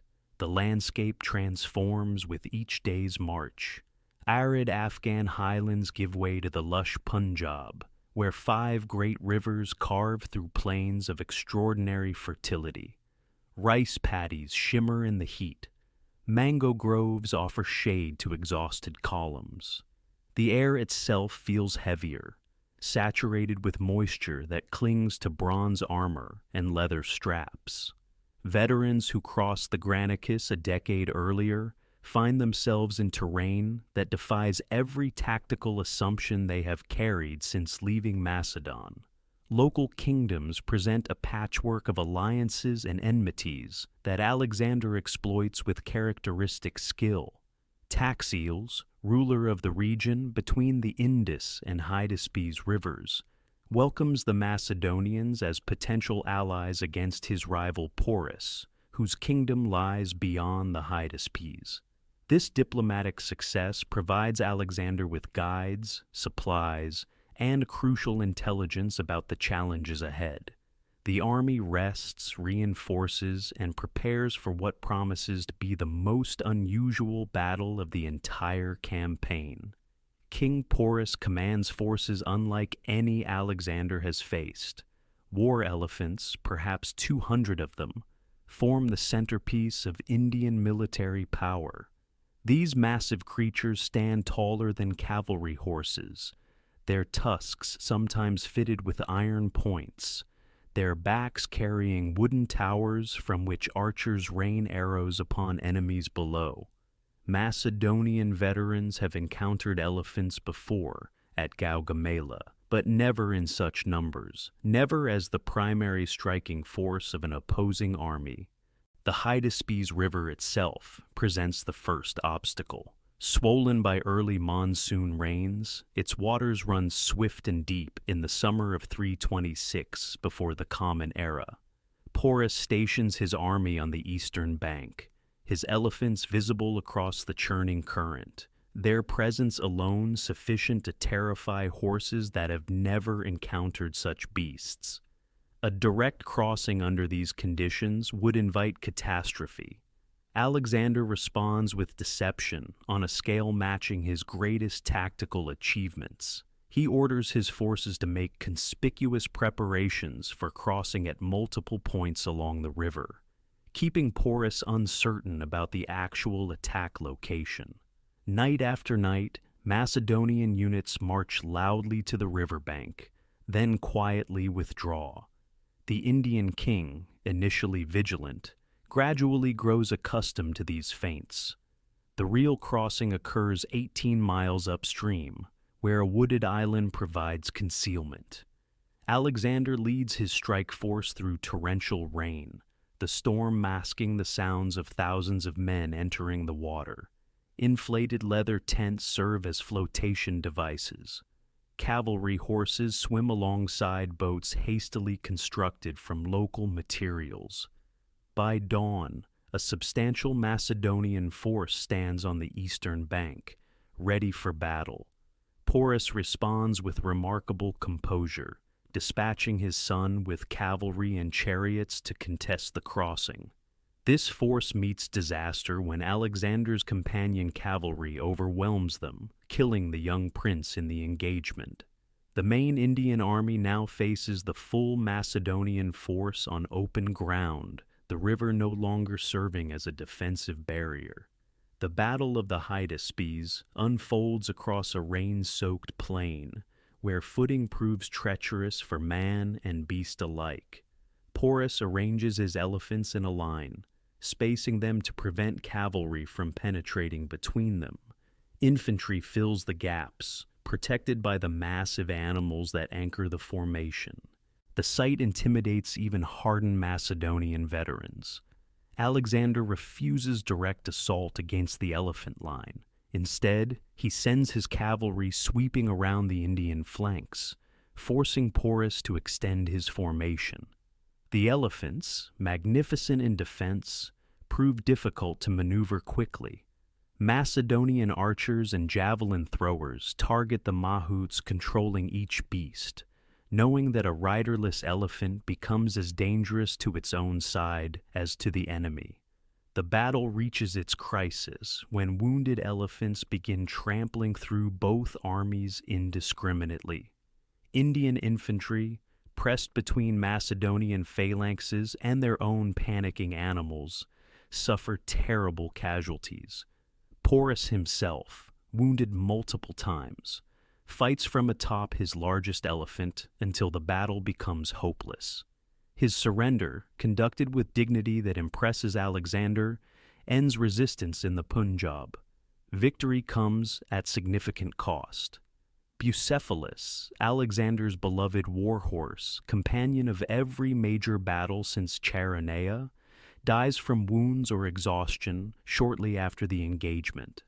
Alexander founds a city named Bucephala in the horse's honor, a memorial to the partnership that carried him from Greece to India. Another city, Nicaea, commemorates the victory itself. The monsoon season now arrives in full force, transforming the landscape into a waterlogged expanse where movement becomes nearly impossible. Rains fall continuously for 70 days, rotting equipment, breeding disease, and drowning morale. The army that conquered Persia finds itself battling weather more relentless than any human enemy. The rains continue falling as Alexander's army reaches the banks of the Hyphasis River in the late summer of 326 before the Common Era. Beyond this swollen waterway lies territory that local informants describe in terms designed to inspire wonder and dread. They speak of kingdoms stretching eastward for weeks of marching, of armies numbering in the hundreds of thousands, of war elephants counted not in dozens, but in thousands. The Ganges River Valley awaits, they say, ruled by the powerful Nanda dynasty whose military resources dwarf anything Alexander has yet encountered. For the Macedonian king, these reports represent not warnings, but invitations. His vision has always extended beyond the next horizon, beyond the next conquest, toward some ultimate boundary where earth meets ocean. The eastern edge of the world itself beckons, and Alexander prepares to answer its call. His army sees matters differently. The soldiers who have followed their king from the shores of the Hellespont now stand at the edge of their endurance. 8 years of continuous campaigning have carried them across deserts, over mountain ranges, through hostile territories where every step forward meant another step away from home. They have marched more than 18,000 miles. They have buried comrades in foreign soil from Egypt to the Punjab. The monsoon rains that soak their camps and rot their equipment seem to embody their collective exhaustion. Whispers spread through the encampment like fever. Veterans who stormed the walls of Tyre and charged Persian cavalry at Gaugamela now speak openly of refusing further advance. The grumbling that commanders once suppressed with promises of glory and plunder has transformed into something harder, more determined. These are not cowards seeking to avoid danger, but professionals who have given everything and finally reached their limit. Alexander summons his officers, expecting to inspire renewed commitment through eloquence and shared ambition. Instead, he encounters silence that speaks louder than any protest. The generals who have supported every campaign, endorsed every risk, now avoid their king's gaze. Finally, Conus, a trusted commander who has served since Philip's reign, gives voice to what others fear to speak. The army will not cross the Hyphasis. The men wish to see their families, their homeland, the fruits of victories already won. The words strike Alexander like physical blows. For 3 days, he retreats to his tent, refusing food and company, hoping that his absence will shame the army into compliance. The tactic has worked before, bending resistant wills through the force of his displeasure. This time, the camp remains unmoved. Soldiers wait in patient silence, their determination unshaken by royal anger. On the 4th day, Alexander emerges to perform sacrifices, seeking divine sanction for the crossing. The omens prove unfavorable, whether through genuine interpretation or convenient reading of signs that offer honorable retreat. The king announces that the gods themselves oppose further advance. The army erupts in celebration, weeping soldiers embracing one another, offering prayers of thanksgiving for deliverance from endless marching. 12 great altars rise along the Hyphasis banks, monuments marking the eastern boundary of Macedonian conquest. Each stands dedicated to one of the Olympian gods, towering structures built to superhuman scale, designed to convince future generations that giants once campaigned here. These altars represent both achievement and limitation, commemorating how far Alexander reached, while acknowledging where his reach finally ended. The return journey begins, but Alexander transforms retreat into new conquest. The army will not simply retrace its steps, but descend the Indus River system to the ocean, exploring territories no Greek has ever seen. Boats are constructed, a fleet assembled, and the march continues southward through kingdoms that must be subdued along the way. Yet something fundamental has changed on the banks of the Hephaestus. The bond between Alexander and his army, forged through shared danger and triumph, has revealed its limits. The king who believed his men would follow him anywhere has discovered boundaries that even his will cannot overcome. The dream of reaching the Eastern Ocean, of standing at the world's edge, dies in the monsoon mud of the Punjab. What remains is the long journey home through territories that will exact their own terrible price. The decision crystallizes in the autumn of 325 before the Common Era, born from Alexander's determination to accomplish what no army has achieved before. The route through the Gadrosian Desert, along the southern coast of modern Pakistan and Iran, presents a challenge that even the legendary Queen Semiramis and Cyrus the Great reportedly failed to conquer with their forces intact.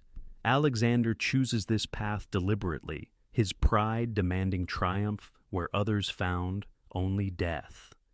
The army that enters Gadrosia numbers perhaps 85,000 souls, including soldiers, camp followers, merchants, and the families that have attached themselves to this wandering city of conquest.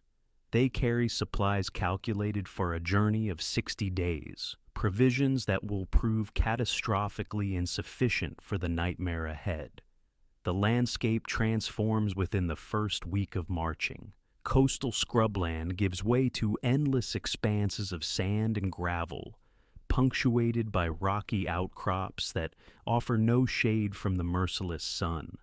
Temperatures during daylight hours exceed anything the Macedonians have experienced, the air itself seeming to burn the lungs with each breath. The nights bring bitter cold, the desert's cruel oscillation between extremes claiming lives at both ends of the cycle. Water becomes the obsession that consumes every waking thought.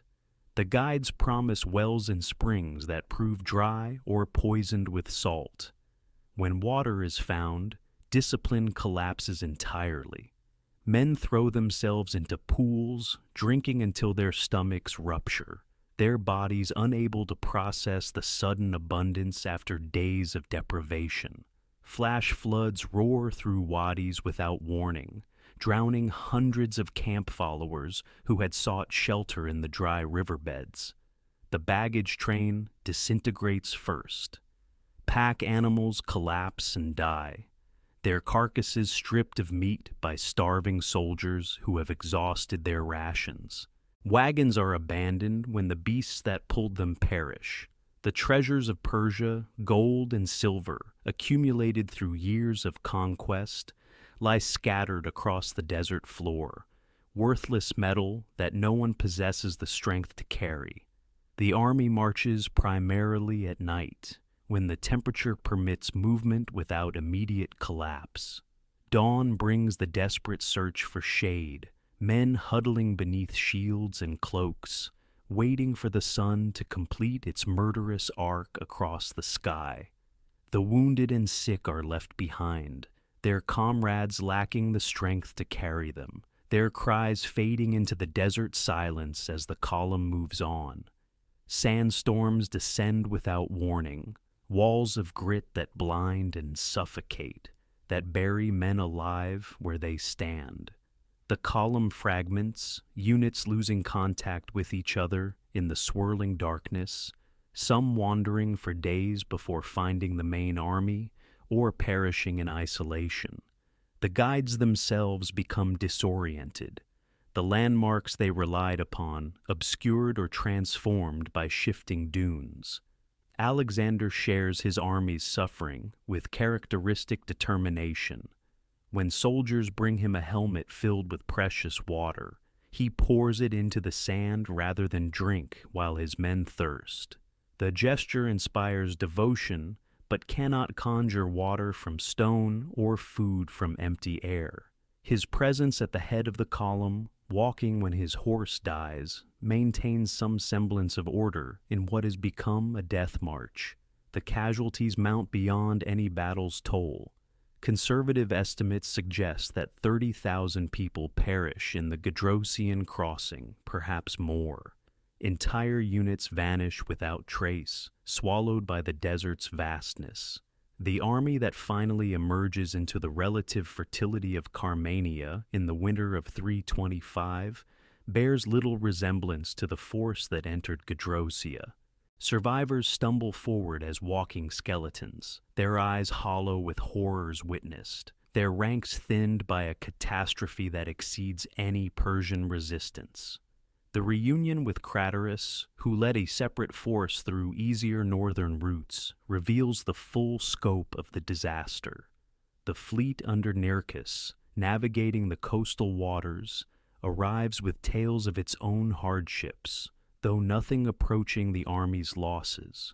Alexander has achieved his goal of crossing Gedrosia, but the price paid in human lives represents a defeat that no victory can redeem. The survivors stagger into Babylon in the spring of 324 before the Common Era, entering through the Ishtar Gate, where glazed blue bricks depict lions and dragons in eternal procession. The city that Alexander first conquered 7 years earlier now receives him as something between a god and a ghost.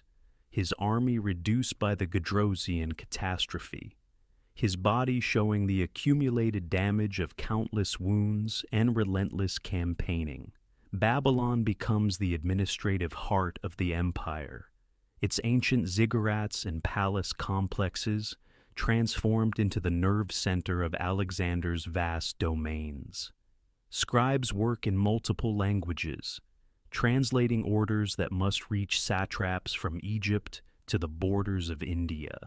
The treasury overflows with Persian gold, yet the cost of maintaining armies across 3 continents strains even these legendary resources. Alexander throws himself into planning with manic energy, as if aware that time itself conspires against him. The grand projects multiply beyond any reasonable scope. A fleet of 1,000 warships will circumnavigate Arabia, opening new trade routes and extending Macedonian dominance over the entire Persian Gulf. Harbors must be constructed along the Babylonian coast. An expedition will explore the Caspian Sea to determine whether it connects to the outer ocean.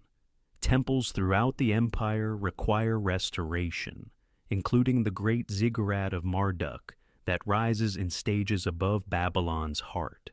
Each project demands resources, engineers, soldiers, administrators. The Susa weddings of 324 formalize the fusion policy that Alexander has pursued since Persepolis. 90 of his officers marry Persian noblewomen in a single ceremony conducted according to Persian rites. Alexander himself takes 2 additional wives, daughters of Darius III and Artaxerxes III, binding his bloodline to the Achaemenid dynasty he has overthrown.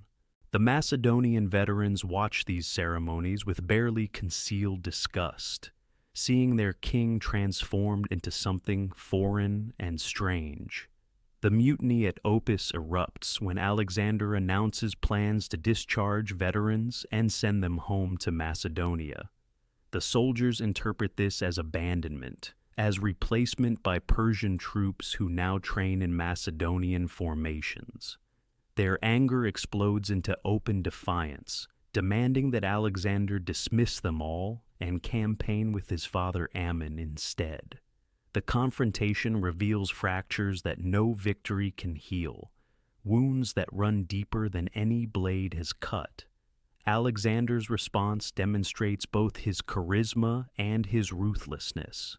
He orders the execution of 13 ringleaders, then retreats to his quarters, refusing food or audience for days. The army breaks, begging forgiveness, and Alexander stages an elaborate reconciliation banquet where 9,000 guests dine together, Macedonians and Persians sharing wine, while prayers are offered for harmony between peoples. The surface heals, but the underlying tensions remain. The death of Hephaestion in the autumn of 324 shatters something fundamental in Alexander. His closest companion since childhood, his second in command, perhaps his lover, dies of fever in Ecbatana. Alexander's grief transcends all bounds of reason. He orders the physician crucified, commands a period of mourning throughout the empire, plans a funeral monument that will cost 10,000 talents. Some ancient sources claim he refuses food for days, lying beside the corpse, inconsolable. The omens multiply as 323 begins. Chaldean priests warn Alexander against entering Babylon, citing astronomical signs of disaster. He ignores them, though he reportedly enters the city from an unusual direction to confuse the prophecy. A stranger sits upon his throne during a brief absence, an event interpreted as deeply inauspicious. Ravens fight above the palace walls, falling dead at his feet. The fever begins after a drinking party in late May of 323. Within days, Alexander cannot rise from his bed. The army files past in silent procession as their king lies dying, still conscious enough to acknowledge each soldier with his eyes. On the 10th or 11th of June, in the palace of Nebuchadnezzar, Alexander dies at 32 years of age, having conquered more territory than any human before him. When asked to whom he leaves his empire, the dying king allegedly whispers a single word that will echo through centuries of bloodshed: to the strongest. The body lies in Babylon, preserved in honey, while the empire begins dissolving around it. Within hours of Alexander's final breath, the generals who carried his campaigns across 3 continents turn upon one another with the same ferocity they once directed at Persian armies. The phrase whispered from the deathbed becomes both prophecy and curse, for strength alone will determine who inherits the greatest conquest in human memory. Perdiccas assumes regency, claiming authority over the royal seal and the king's signet ring. But Alexander leaves no clear heir, only a half-brother afflicted with mental incapacity and an unborn child in Roxana's womb. This vacuum of legitimate succession creates opportunities that ambitious men cannot resist. Ptolemy seizes Egypt, establishing himself in Alexandria with calculated speed. Antigonus consolidates power across Anatolia. Seleucus positions himself in Babylon. Lysimachus claims Thrace. Each carves territory from the living body of Alexander's realm. The first war erupts within 2 years. Perdiccas marches against Ptolemy in Egypt, attempting to recover Alexander's corpse, which Ptolemy has intercepted and installed in a magnificent tomb. The campaign ends in disaster along the Nile, where Perdiccas's own officers murder him in his tent. This pattern of assassination, betrayal, and sudden reversal will define the next 4 decades. Antipater briefly unifies the regency before his death in 319 before the Common Era.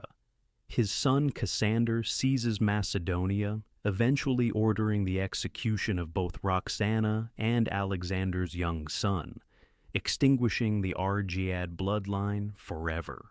The pretense of preserving Alexander's empire for legitimate heirs vanishes entirely. The wars intensify through the 310s and 300s. Antigonus the One-Eyed emerges as the most ambitious successor, attempting to reunify the entire empire under his control. His campaigns stretch from the Aegean to the eastern satrapies, forcing the other Diadochi into desperate alliance against him. At Ipsus in 301 before the Common Era, the combined forces of Seleucus, Lysimachus, and Cassander crush Antigonus on the Phrygian plains. The 80-year-old general dies fighting, and with him perishes the last realistic hope of imperial reunification. The battlefield at Ipsus, witnesses something unprecedented in ancient warfare. 500 war elephants deployed by Seleucus, animals acquired through treaty with the Indian king Chandragupta. These beasts, descendants of those Alexander first encountered at the Hydaspes, now decide the fate of his successors. 3 major kingdoms crystallize from the chaos. Ptolemaic Egypt flourishes along the Nile, its capital Alexandria becoming the intellectual center of the Mediterranean world. Seleucid Asia stretches from Anatolia to the borders of India, governing diverse peoples through satrapal administration inherited from Persia. Antigonid Macedonia, eventually stabilized under Antigonus's descendants, controls the Greek heartland. Smaller dynasties emerge in the margins. Pergamon rises in western Anatolia. Pontus establishes itself along the Black Sea coast. Bactria breaks away in the Far East, creating Greek kingdoms that will endure for centuries in Central Asia. The violence continues through 281 before the Common Era, when Seleucus defeats Lysimachus at Corupedium, only to be assassinated months later by Ptolemy Ceraunus. By this date, every general who personally knew Alexander has perished, most through violence. The age of the Diadochi concludes not with resolution, but exhaustion, leaving 3 great kingdoms and numerous smaller states where one empire once stood. Yet from this fragmentation emerges something Alexander perhaps intended: a vast Hellenistic world where Greek language, philosophy, and culture penetrate regions previously untouched by Mediterranean civilization. The successors, for all their brutality, become patrons of arts and sciences. Libraries rise in Alexandria and Pergamon. Greek becomes the common tongue from Sicily to Afghanistan. The political unity Alexander achieved through conquest proves impossible to maintain, but the cultural transformation endures for centuries, shaping the world that Rome will eventually inherit. The transformation outlasts the conqueror by millennia, rippling outward from that honey-filled sarcophagus in Babylon to touch civilizations Alexander never imagined. Within a generation of his death, the city he founded at the mouth of the Nile becomes the intellectual capital of the ancient world. Alexandria rises from Egyptian sand and Greek ambition, its lighthouse piercing Mediterranean darkness, while its library gathers scrolls from every corner of the known world. Here, Euclid codifies geometry. Here, Eratosthenes calculates the circumference of the earth with astonishing accuracy. Here, scholars translate Hebrew scriptures into Greek, creating the Septuagint that will carry Jewish thought into the wider Mediterranean consciousness. The library's 500,000 scrolls represent something unprecedented: knowledge divorced from single traditions, gathered and compared and synthesized. This is Alexander's true conquest, not territory, but possibility. The Hellenistic age he inadvertently creates becomes history's first great experiment in cultural fusion. Persian administrative wisdom merges with Greek philosophical inquiry. Egyptian astronomical observations combine with Babylonian mathematical precision. Indian concepts of zero and infinity begin their slow migration westward along routes Alexander's armies opened. The Greek language spreads as no tongue has spread before, becoming the common medium of commerce, diplomacy, and thought, from the Adriatic to the Hindu Kush. When Rome eventually absorbs the Hellenistic kingdoms, educated Romans learn Greek as naturally as breathing. The New Testament will be written in this language. Marcus Aurelius will compose his meditations in it. Greek becomes the vehicle through which ancient wisdom travels into the medieval world and eventually into modernity. Alexander himself transforms into myth almost immediately. The Alexander Romance, a fantastical biography mixing fact with legend, spreads across cultures for over 1,000 years, translated into dozens of languages from Ethiopian to Malay. Medieval Europeans imagine him as a Christian knight. Islamic tradition remembers him as Dhul Qarnayn, the two-horned one, a righteous king who built walls against chaos. Persian poets simultaneously curse him as the destroyer of Persepolis and celebrate him as a seeker of wisdom who journeyed to the ends of the earth. The conquerors who follow cannot escape his shadow. Roman generals measure themselves against his achievements. Julius Caesar reportedly weeps before Alexander's statue in Spain, lamenting that at the same age, the Macedonian had conquered the world while he had accomplished nothing. Napoleon studies his campaigns obsessively, carrying accounts of Alexander's battles into Egypt. The pattern repeats across centuries. Ambitious men gazing backward at this singular figure who achieved so much so young. Yet the deepest legacy lies not in military imitation, but in the idea that cultures can merge, that knowledge can transcend borders, that a single vision can reshape the world's possibilities. The Hellenistic cities Alexander founded and his successors expanded, become laboratories of cosmopolitanism. In Alexandria, in Antioch, in Seleucia, people of different origins worship different gods, speak different languages, yet participate in shared civic life.